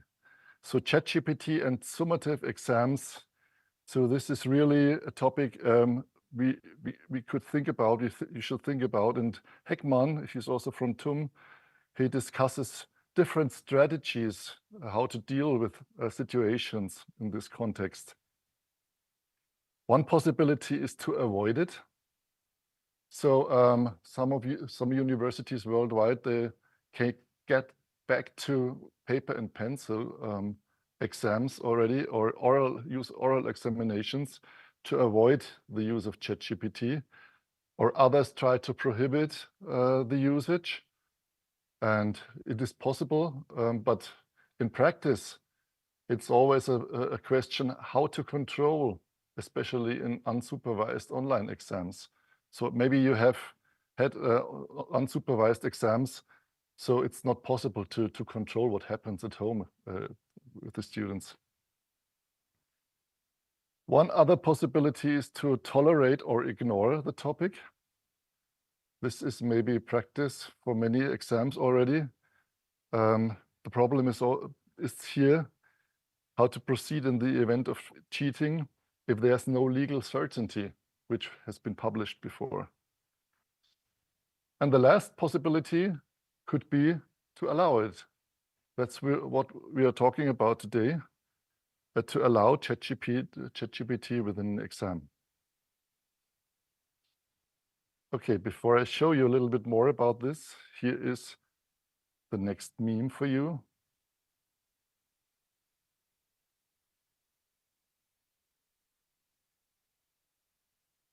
Okay, now a few more insights of our ChatGPT pilot exam.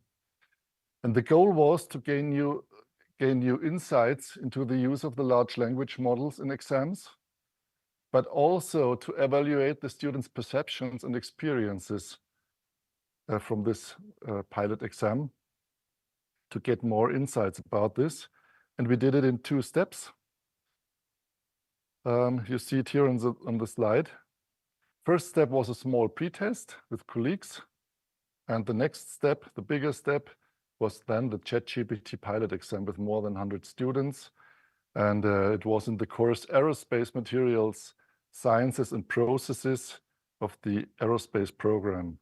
The chair of Carbon Composites was our partner here.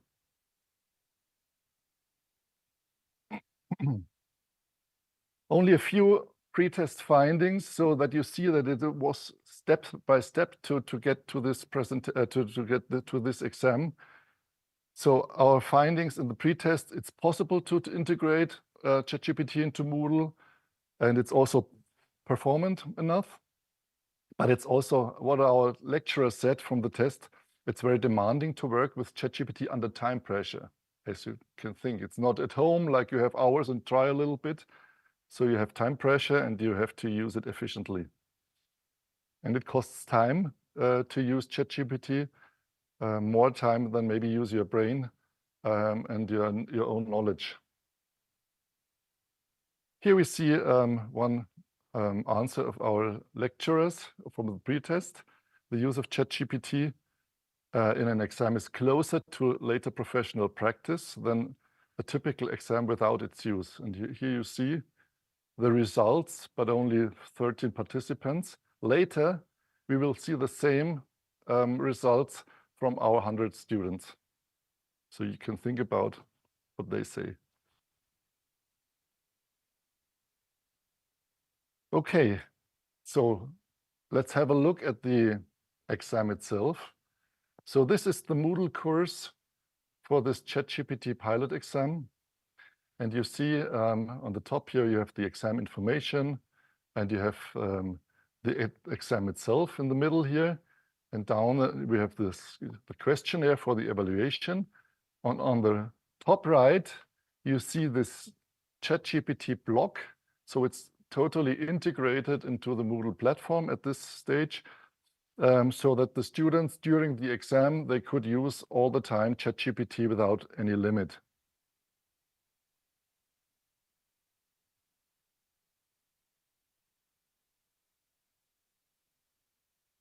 And here, just a few insights of the content. So we had 2 types of questions. One type with 3 questions were ChatGPT safe or not necessary. questions, and the other type questions where ChatGPT was useful or you needed it maybe. Here's one example. It's like a drag and drop question, and it could be solved without ChatGPT, but you need it also to drag and drop, so it's normally not useful to use ChatGPT. And here's another one. So this is a type 2, where you needed ChatGPT with the knowledge in the course at this point. And yeah, you had to write an answer, which is also possible with ChatGPT. Here, just a few small insights on the questionnaire. You see, it was a big questionnaire with 31 questions and different topics, and we had nearly 100, only 99 persons. 99 persons answered the questionnaire.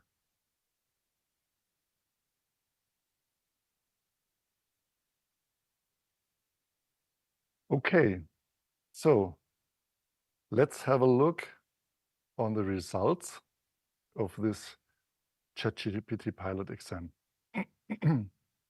But before, the next meme for you.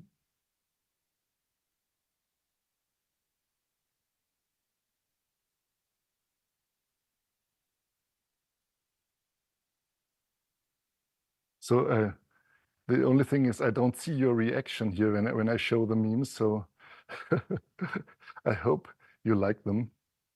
Okay, let's go to the results of the ChatGPT pilot exam. It's just a selection, as you can imagine, because we had so many questions.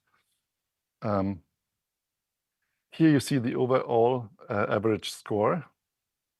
And yeah, if you look at this maybe and you have done exams on your own in your courses, it looks a little bit like a normal comparable real exam. But as you saw, it was only 6 questions and only maybe 10-15 minutes time, so it's not really comparable to a real exam, but a little bit.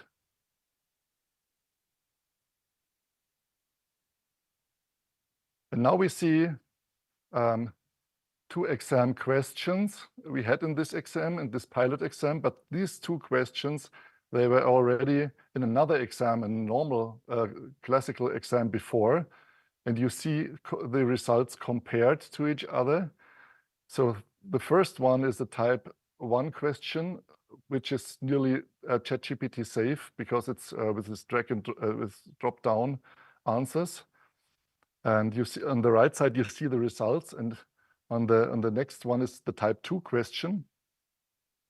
And you also see on the right side, beside the exam question, you see how many % were incorrect and how many of the participants had no response. So you see there are really differences. The first one is a little bit nearly comparable, but the second one, it's really, this is the ChatGPT exam question where you needed ChatGPT at this stage. And you see in this ChatGPT exam, also in the first question, also in the second question, you have more incorrect answers or answers or no responses from the students. Maybe we can later discuss what is the point here, but maybe it's also that the students were a little bit overwhelmed in this case, or they had to wait too long for the answer of ChatGPT. And then it was too late to think about the answer of the question, and then they had to go to the next one. Okay, now a few results of the students' perception survey. I just picked out a few of the, and in my view, very interesting results. And before we have another meme about this.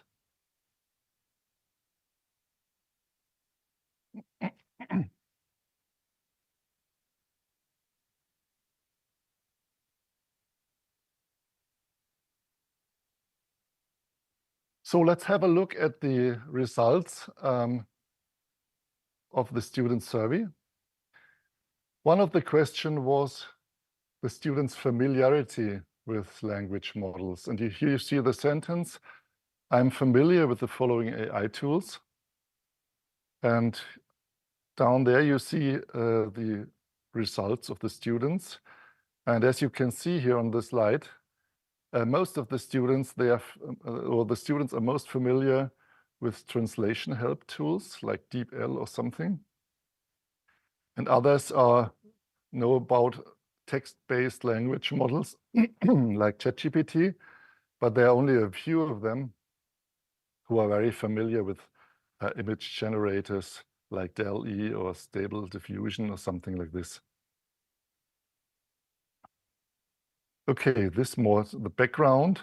Then the next question. I think it's really interesting here. So to be able to write an exam using ChatGPT, I would like to be prepared. So what do the students wish as a preparation for a ChatGPT exam? Because in this case, in this pilot exam, there was no preparation, as you can think, because we had only a little bit time to do the exam itself. But if you would like to do an exam, in a real exam in your course, so this could be maybe a few ideas. And as you can see, most what the students wish especially a demo exam with similar exam questions and the use of AI. So that's what I also could imagine if I would be a student. So the best preparation normally is if you have some demo exams or some demo exam questions, and then you can train a little bit and you can think about how it works, and then you feel better prepared at the exam. And this is the most, because the others, like information and links to AI tools used in the Moodle exam course, is much lower from the feedback, and also the introduction into prompting, or introduction into, so like a general introduction to AI tools as part of the course. And I think you can also imagine if you would need very much time for all this preparation, there's nearly no time left for the real content of the course.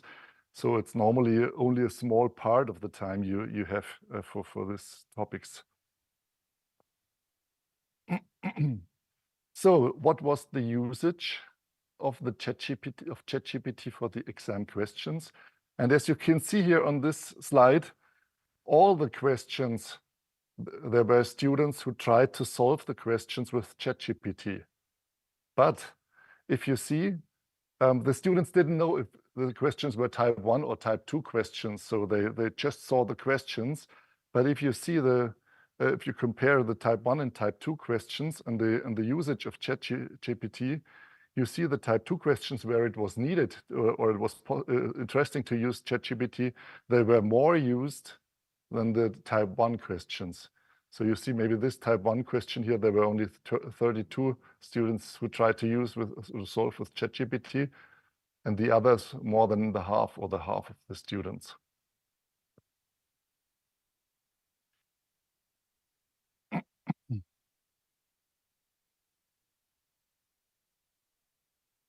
So how was the experience of the students with ChatGPT? And you see, it was only somewhere in the middle. And maybe this could really mean that they were a little bit overwhelmed with this topic. And like if you use the first time a calculator and you have under time pressure, then you can think it's not so easy to use it. Because if I see my children at home, they use ChatGPT always for their homework or something. They have time. They can try out a little bit and think about it and then change it maybe. But here you have time pressure. So maybe this is one for this. And here the use of ChatGPT in an exam is closer to later professional practice. So this is the question we had already. And you see nearly 2/3 of the students, this agreed or strongly agreed. So more than the lecturers. Yeah, here you have a few opinions of the students, just like an overview of you. But maybe if we share the slides later, you can have a look at this. So I think we don't have to look at each detail here, and we can go to the next one, like it's integrated in jobs, or and the negative part, it does not prove the students' knowledge, so the students already know what really is a problem. Okay, so my conclusion after one of the memes.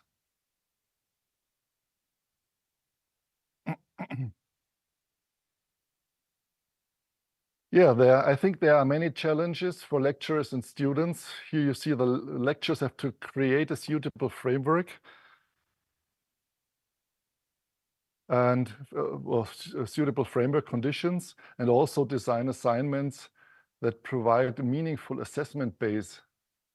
Even if you could use ChatGPT, and the students, yeah, they have to gain experience about this and using ChatGPT or other language models sensibly and effectively. Because otherwise, like we thought before, it quickly becomes overwhelming during such a test. And yeah, many tasks, like I wrote down here, can be solved maybe most quickly and efficiently with a well-learned and quickly retrievable knowledge base. So if you have learned your knowledge before and the topics, maybe it's the easiest and fastest way. Okay, so the conclusion. Our students were absolutely willing to take part at such an exam. They are really interested in the topic, and they see the advantages and also the disadvantages of these tools. Yeah, and we have some outcomes like the framework conditions, the state of usage, what the students told us, and their desire for prior preparation. Yeah, and they told us about the advantages, disadvantages, and everything. So I think it's one step into this topic. And let's see in the next months or years, maybe we have more and more real exams with ChatGPT. Yeah, so that's it. And my final meme for you: running away from AI doesn't help in the long run either, I think. Let's see. So thank you very much for your interest. I didn't see you, sorry, but I hope it was you had some insights in our exam, and that's it. Thank you very much.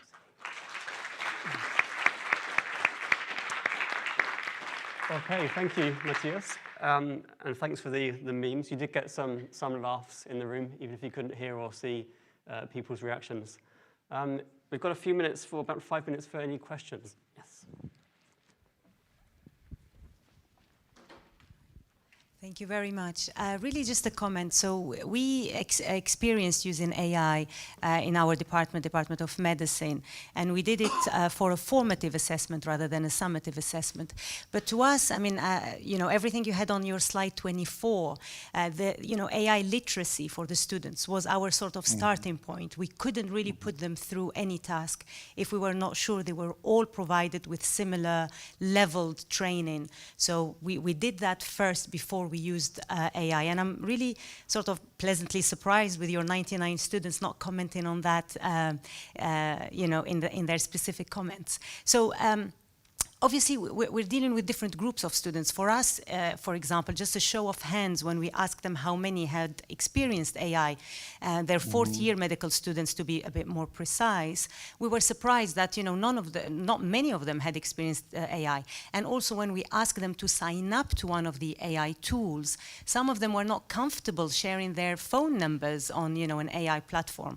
So I was just wondering, did you have any of those comments, even if it was off the survey from your students, and maybe what sort of student cohort, what sort of year in their studies are these students, just to see the different generations coming into university and their how inclusive this digital tool is when we actually ask our students, if we are going to do it soon, to actually use it for their summative. Thank you very much. Yeah, thank you for this information, this question. Yeah, I think the students in our cohort, they are bachelor students, maybe, I think, in the middle of the 20s, 25, something like this. And yeah, I think they are technically interested because they do this aerospace course. But Yeah, I think in the next, so it's a process, and in the next months and even the next years, I think especially the students who have a technical background or technical studies, they will do very much with AI or language models.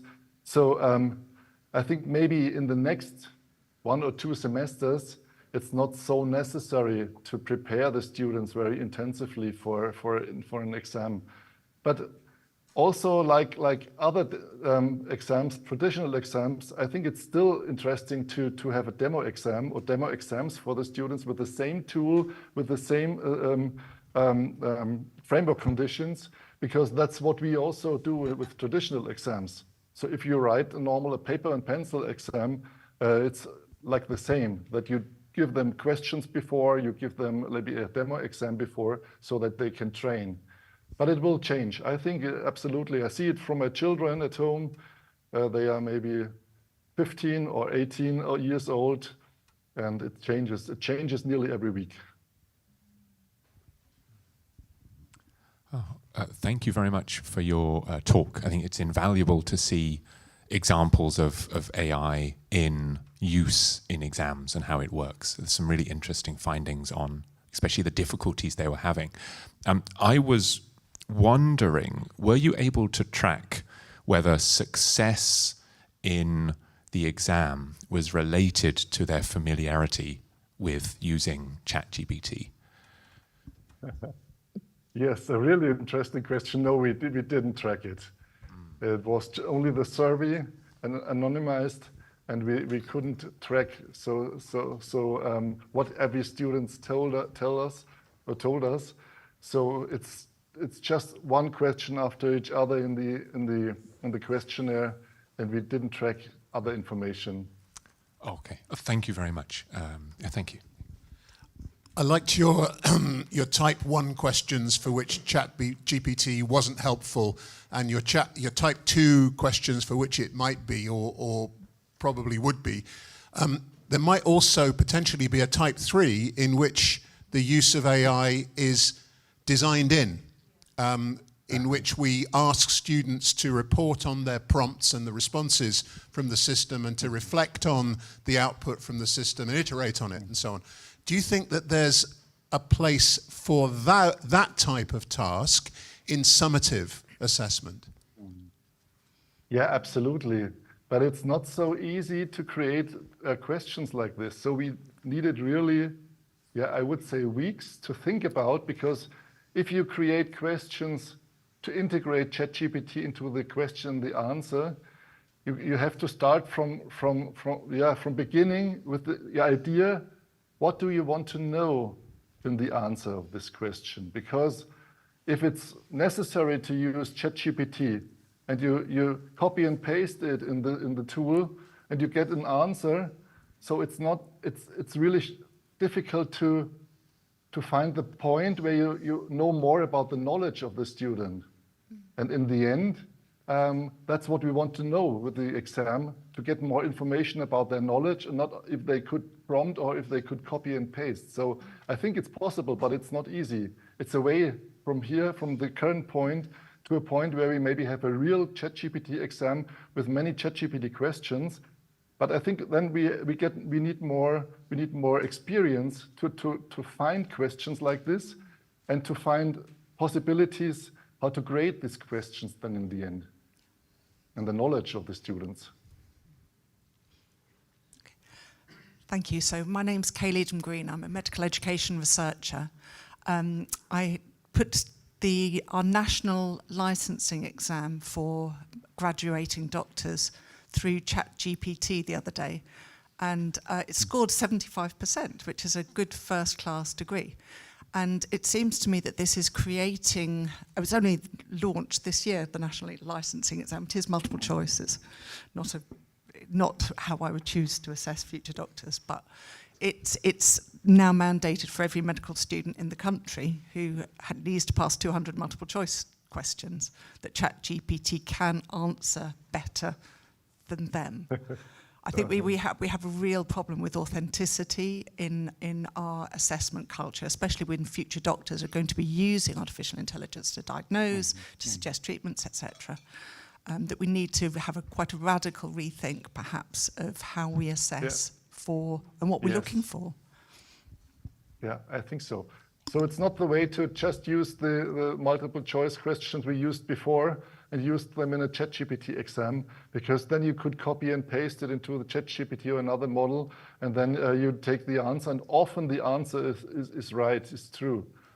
So this is not the way. So that's what I meant with we have to really get experiences. We have to think about how to formulate questions and to find questions where it's not possible, or where if you use ChatGPT, it's sensible and you can still think about the knowledge of the students. So this will be a long way, in my opinion. Okay, we've been beaten by time, I'm afraid, so we'll have to close there. Thanks very much, Matthias. Vielen herzlichen Dank. And we'll have another one next. You're welcome. Thank you. And yeah, we'll see you here next year, hopefully, in person. Yeah, let's see. Have a nice time at the festival. Thank you. Thanks very much.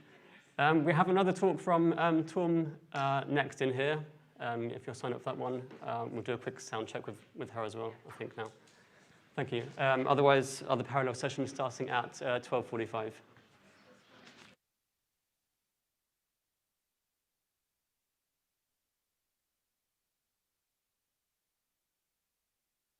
Before I hand over to Kristin, just a couple of housekeeping points. So Kristin is going to go through her presentation, and we have a sort of half-hour slot altogether, and we'll try to save about 5 to 10 minutes at the end for Q&A. So let's hold our questions for the end of Kristin's presentation. So without further ado, I'm going to hand over to Kristin, and we'll be opening the floor to discussion once she has finished. Over to you, Kristin.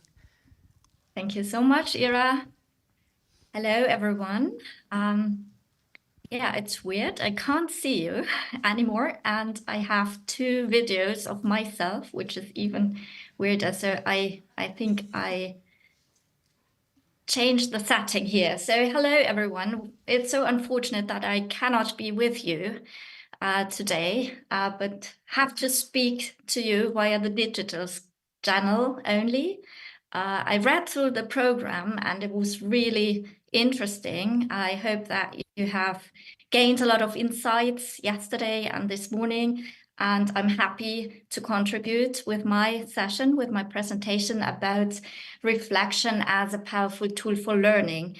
Maybe a few words about myself, not because I like to talk about myself, but I think that this will help you understand the perspective I take when I examine reflection in my own research, and on my perspective when I use reflection as a method to facilitate and foster personal growth and learning in different settings.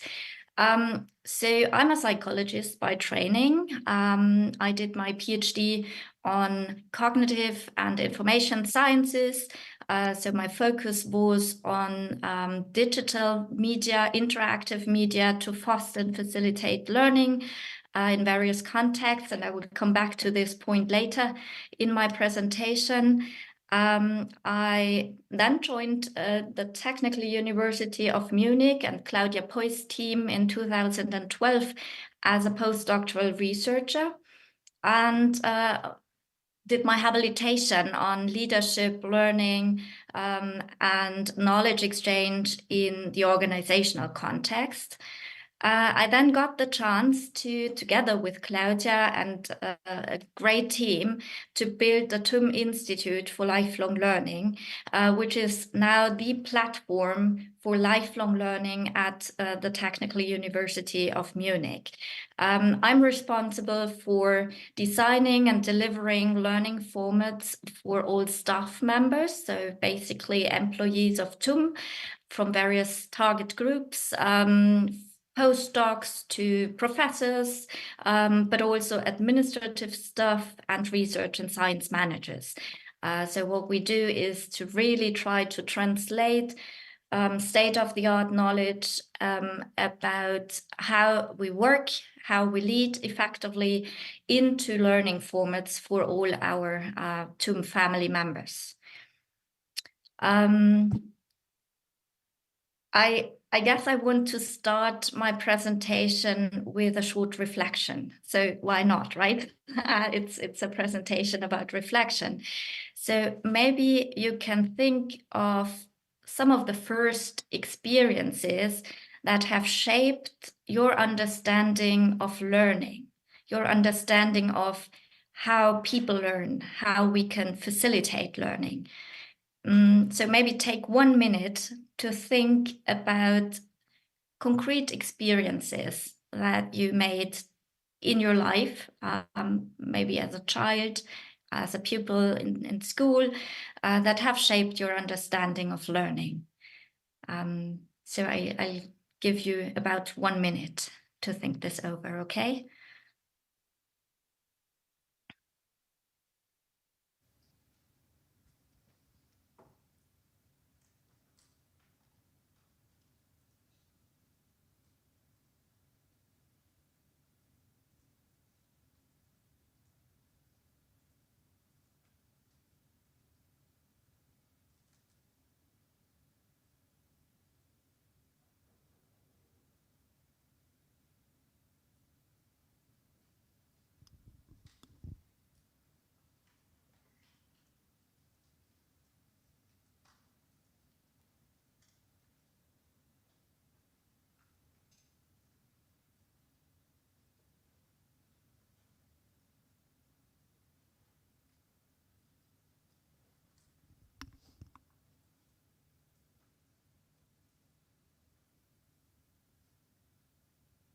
So I think that this was roughly 1 minute.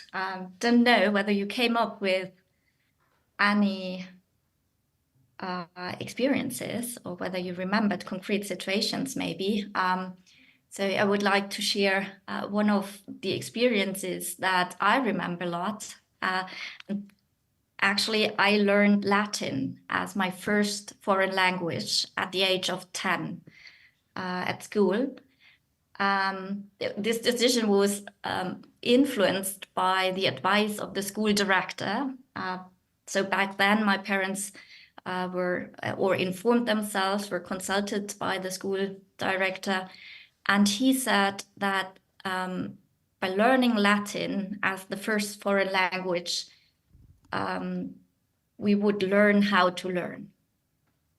And when I think this over now, I think that he was terribly wrong because I remember myself sitting at my desk, repeating again and again the vocabulary, the words that didn't make any sense for me, but I just kept repeating them. I learned them again and again because I was hoping that in the exam I would remember what these symbols would mean, right? So I think that this has imprinted to a large extent my first understanding of learning. So we learn by repetition. And yes, it is true for some contents, for some contexts, that we can learn through repetition, but it was only later at school and also during my studies that I found that to gain a true understanding of a topic, a content, a theory, a concept, you need to think more critically about the things, right? You need to relate different things with each other, and you need to reflect on the content, the topics, and the concepts, and ask questions such as, okay, what does this mean for myself? Or how can I make use of this theory or concept in my real life, right? So maybe you have had similar experiences in mind that have shaped your understanding of learning. So I would like to share a few slides with you to also have some visual input. I hope that you can see the slides now. Yep, we can see it, Kristin. Perfect. Okay. So again, I have to set of slides here. So during my PhD, I examined reflection in the context of a science museum. So what I explored was how can I engage visitors of a large exhibition about nanotechnology, and this was the trending topic back in 2005 and 2006 when I started doing my PhD. So state-of-the-art technology that will change our lives, right? And I was asking myself, how can I engage visitors during their visit with the content of this exhibition, so that they go out and can make a reflective judgment, whether they are pro or con or ambivalent about nanotechnology. So I included a media station, a terminal in an exhibition where visitors could read through different statements of experts, but they could also leave their own opinion, a statement about their conclusions, their questions, their thoughts about the pros and cons of nanotechnology. And I was interested to see whether they would gain a deeper understanding of the content of the exhibition by engaging in this kind of reflective dialogue. And you all might know similar formats that you might use also in your teaching, such as classroom debate, right? Where people engage in pros and cons and engage in a lively discussion to gain a deeper understanding and a more critical understanding about a scientific topic. So since then, I have explored reflection in various contexts, in higher education, in executive MBA teaching, where I would teach leaders to be better leaders, also in the context of entrepreneurial teams and so on and so forth. So I thought that I would like to bring some of the studies I did, and not every study is highly published and methodologically very, very advanced and sound, but I think I picked the studies that help me understand how I can make use of reflection as a powerful teaching and learning tool in various contexts. So I'm happy to share with you some of the insights I gained about reflection. So this will not be a theoretical review, a comprehensive review of all research that's out there on reflection, but it's rather my personal research history about reflection. So one of the first things that I did when I joined TUM was to do an experimental study with students who took part in an emergency training that was based on high-fidelity robot simulations. So you see this little picture on the right bottom of the slide. So dental students were working together in teams of 3, and they did an emergency training with those kinds of robots. So they were trained to follow a routine, right? An emergency routine. And of course, there's a right or wrong in this context. This might be interesting to notice here.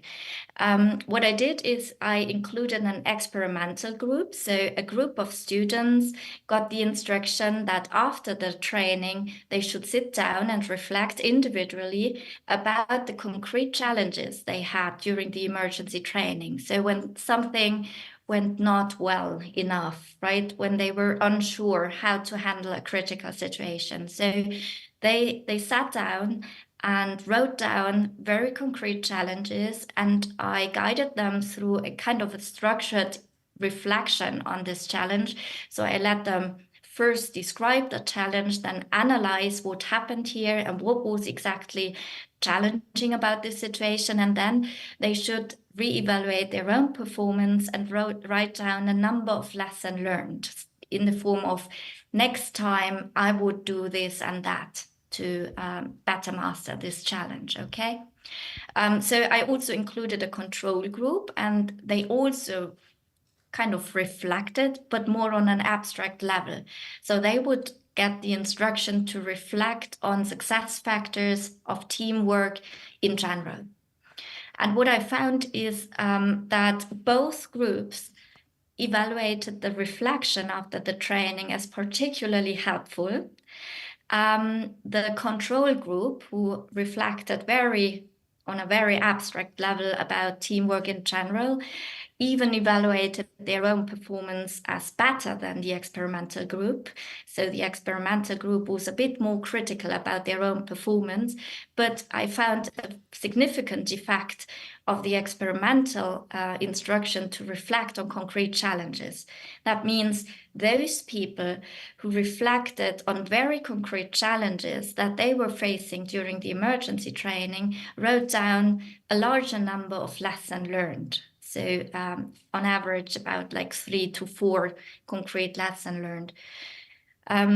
So this first small study gave me the insight that reflection has to be very specific in order to be able to derive specific lessons learned. So my first insight I want to share with you, reflection should be context-bound, or reflection should be about very concrete things, about concrete experiences, situations, or challenges. So in the next study, I explored team reflection for entrepreneurial team performance. This was a very interesting study I did with pre-founding teams here at Technical University of Munich. It was teams who were very ambitious and ready to go to the market with an innovative product or service. And what we did is that we would distribute a survey over several months. So the team was working together for about 6 to 8 months to develop a business idea into a written business plan. And I was measuring the level of team reflection over the time. And what I found is that teams who constantly reflected on their goals, their strategies to achieve these goals, and their teamwork, also the progress they made during teamwork in achieving these goals, they delivered the better business plans in the end, as rated by 2 experts. So team reflection would leverage team performance in pre-founding entrepreneurial teams. Interestingly, I also examined a predictor that I didn't necessarily see as a predictor when I set up the study and designed the study. But what I found is that the lead entrepreneur can be a catalyst of learning. So in the next set of studies that I will show you, I will focus on the leaders and their own learning, because after this study, I very much shifted my focus to leaders as major catalysts of reflection at work. So I think that from this study, I understood that reflection can leverage performance on different levels. So individual reflection can foster individual growth and learning, and team reflection can leverage performance on the team level or even higher levels. So as I said, from that moment on, I focused very much on leaders, and this was also the time, it was about 10 years ago when I started teaching executives in the Executive MBA, and I realized that, of course, I can share theories. I can provide them with state-of-the-art knowledge from research about effective leadership. But I needed to find ways to help them transfer what they learned into their daily practice. And I found that reflection can be a very powerful catalyst of transfer of training after the training. I was then interested in the question whether leaders can benefit from experiences, job challenges, when they reflect systematically on those job challenges. So what I did is I introduced guiding questions for reflection on job challenges. These guiding questions were mainly, please describe a recent challenge that you have experienced in your day-to-day work.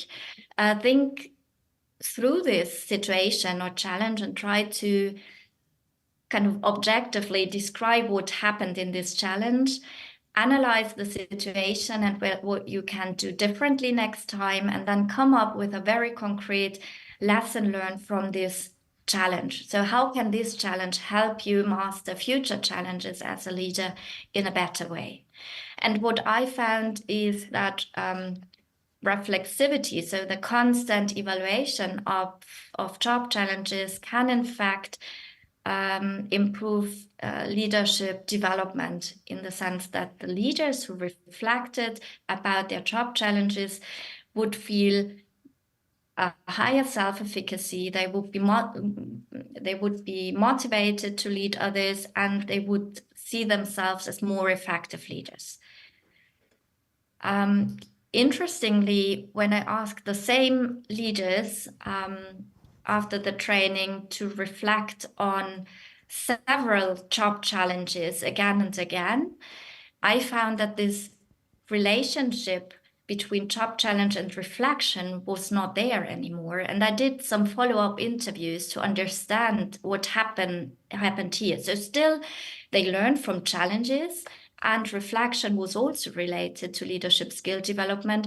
But I had this disconnect that was very interesting for me between job challenge and reflection. And what I understood from the interviews is that sometimes people start thinking about a challenge, but reflection turned into something else. But first of all, my insight from these two studies was that reflexivity fosters learning from challenging experiences, but that not every experience necessarily results in reflection.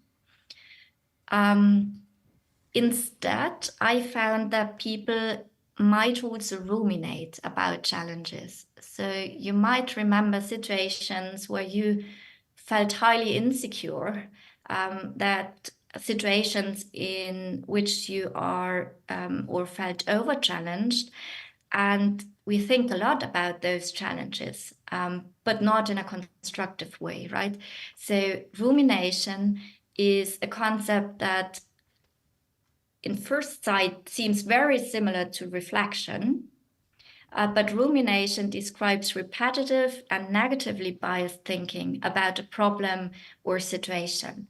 And what we know from research is that rumination can increase the level of stress we are feeling, and this will, of course, hinder learning. So this is kind of a note of caution that when you implement reflection, that you need to make sure that this does not turn into rumination, so repetitive thinking, negative thinking about a problem. The problem about rumination is that it can hardly be stopped, that it is very intrusive. So people will start thinking about the challenge again and again without coming to a resolution, without coming up with lesson learned. I, together with a colleague from Kiel University, I did a longitudinal study with more than 100 undergraduates who prepared for a statistics exam, psychology students who prepared for a statistics exam. And we asked them to, or we measured the level of rumination over time, the level of strain, which is more like cognitive effort they put into understanding the content, the level of stress, and we, of course, had the hard outcome, their performance in the statistics exam. This is a very complex figure, and I will help you understand. So what we found is that rumination increases both the level of strain and stress, but stress actually lowered performance eventually. So performance in the exam was much lower when people ruminated about their problems during learning, about their problems with understanding the content, about their struggles with learning for the statistics exam, because the level of stress increased. So stress was mediating this relationship between rumination and performance. So this study showed that reflection, when it turns into rumination, will deter learning instead of facilitating or fostering learning. So this as kind of a note of caution for you when you want to implement reflection in your own teaching. And in the following, this is the last study, I guess, that I will share with you. I also examined rumination as repetitive and negatively biased prolonged discussions about a problem at work, so team rumination. And you all might know these meetings where people sit together and they would talk about a problem again and again. They will come up with worst case scenarios, what could happen in the future, and it is not at all a constructive way of dealing with a problem. And what we found is that team rumination will lower team cohesion, it will deter teamwork engagement, and it will deter team performance eventually. So these kind of repetitive, prolonged discussions about a problem at work, where people, they might think that they are focusing on the problem. They are talking about the problem to analyze the reasons and to solve it, but instead they find themselves in a circle of rumination that will not lead to anywhere, right? So what to do about this?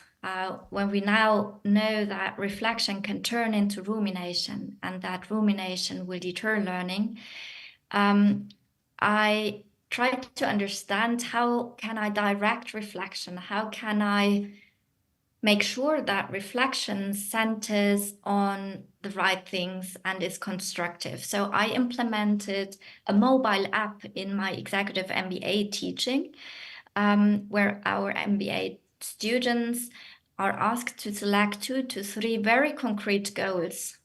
So goals they would set for themselves and where they want to advance their leadership skills. Then Emma, the digital coach, will give or share some insights on how to achieve this goal. And she would pose some reflective questions again and again that center around this goal, the goal progress, and approaches and ways, attempts to achieve this goal. What I found is that with a high level of goal setting, reflection can increase leader self-efficacy. So the belief that the leader can master any challenge that will come. So a high level of goal setting seems to be able to direct reflection in a way that it is very, very constructive. Whereas a low level of goal setting, we found a 0 correlation between reflection and leader self-efficacy. So goal setting is one way to direct reflection and to make it constructive and effective.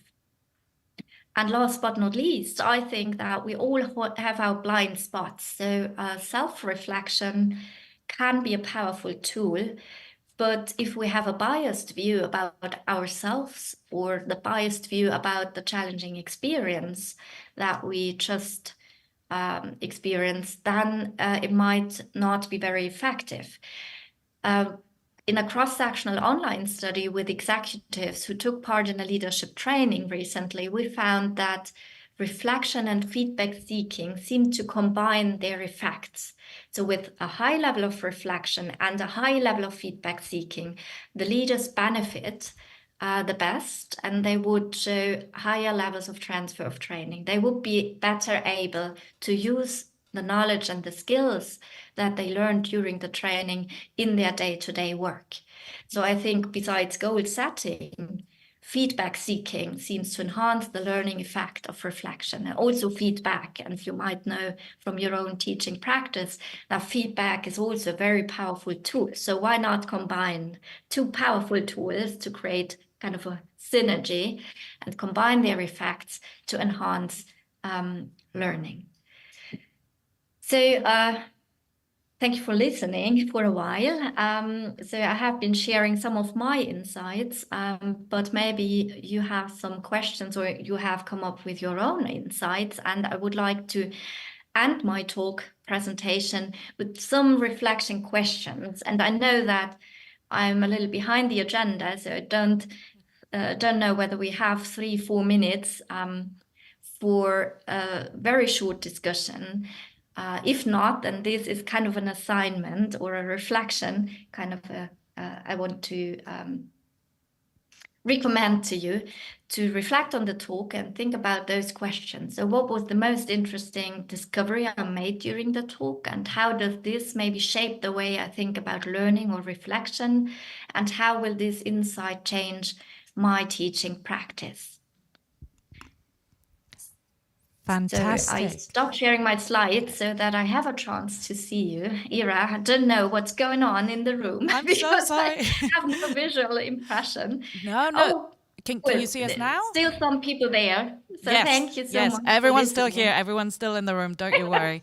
Okay, so It yes, was so thank you weird. so much, Kristin. I think that was such a thorough exposition of your research on reflection. And I think there's a lot of take-home messages that we can all take back and really not ruminate, but kind of think about and Reflect. distill. And I think there's a lot of translation as well in terms of what you found in your own context, obviously slightly different context to the typical teaching and learning, but there's a lot of translation. I think that's possible.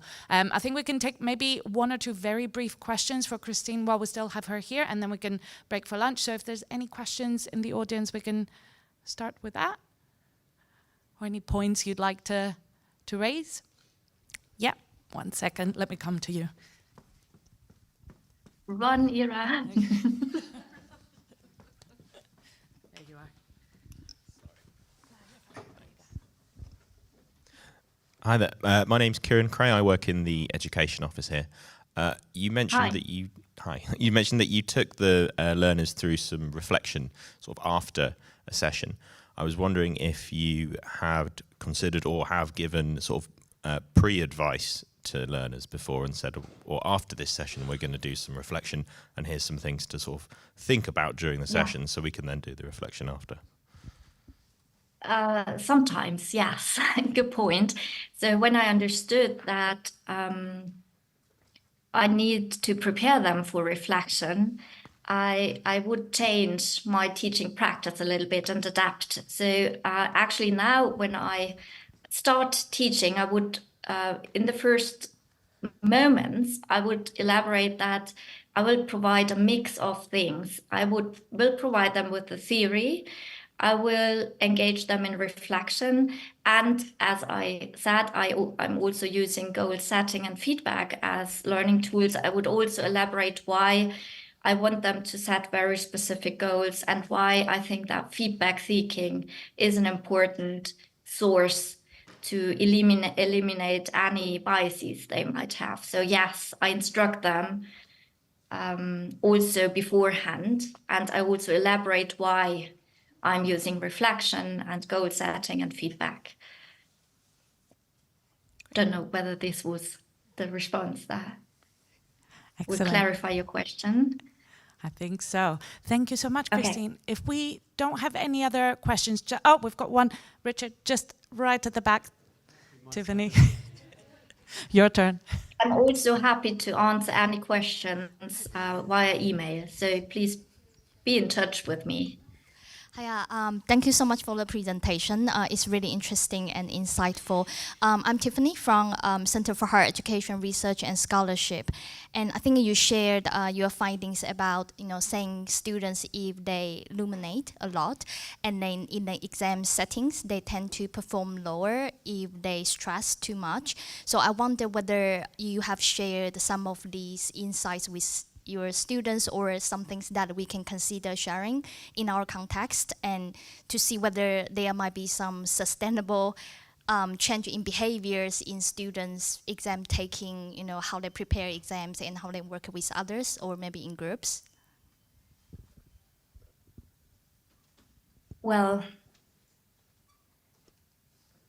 I think I haven't come up with kind of a best practice, but in the same extent that I share with them why I want them to engage in reflection, I also kind of elaborate about the symptoms of rumination, so how they can detect when they start ruminating, because it needs a very deliberate effort to stop rumination. So first of all, I try to raise their awareness so that they are able to detect when they start ruminating. And of course, I would also tell them that they should be in touch with myself or any points of contact in the university when they feel that it is more than just a moment of rumination, when they start feeling stressed out and when their performance is at risk.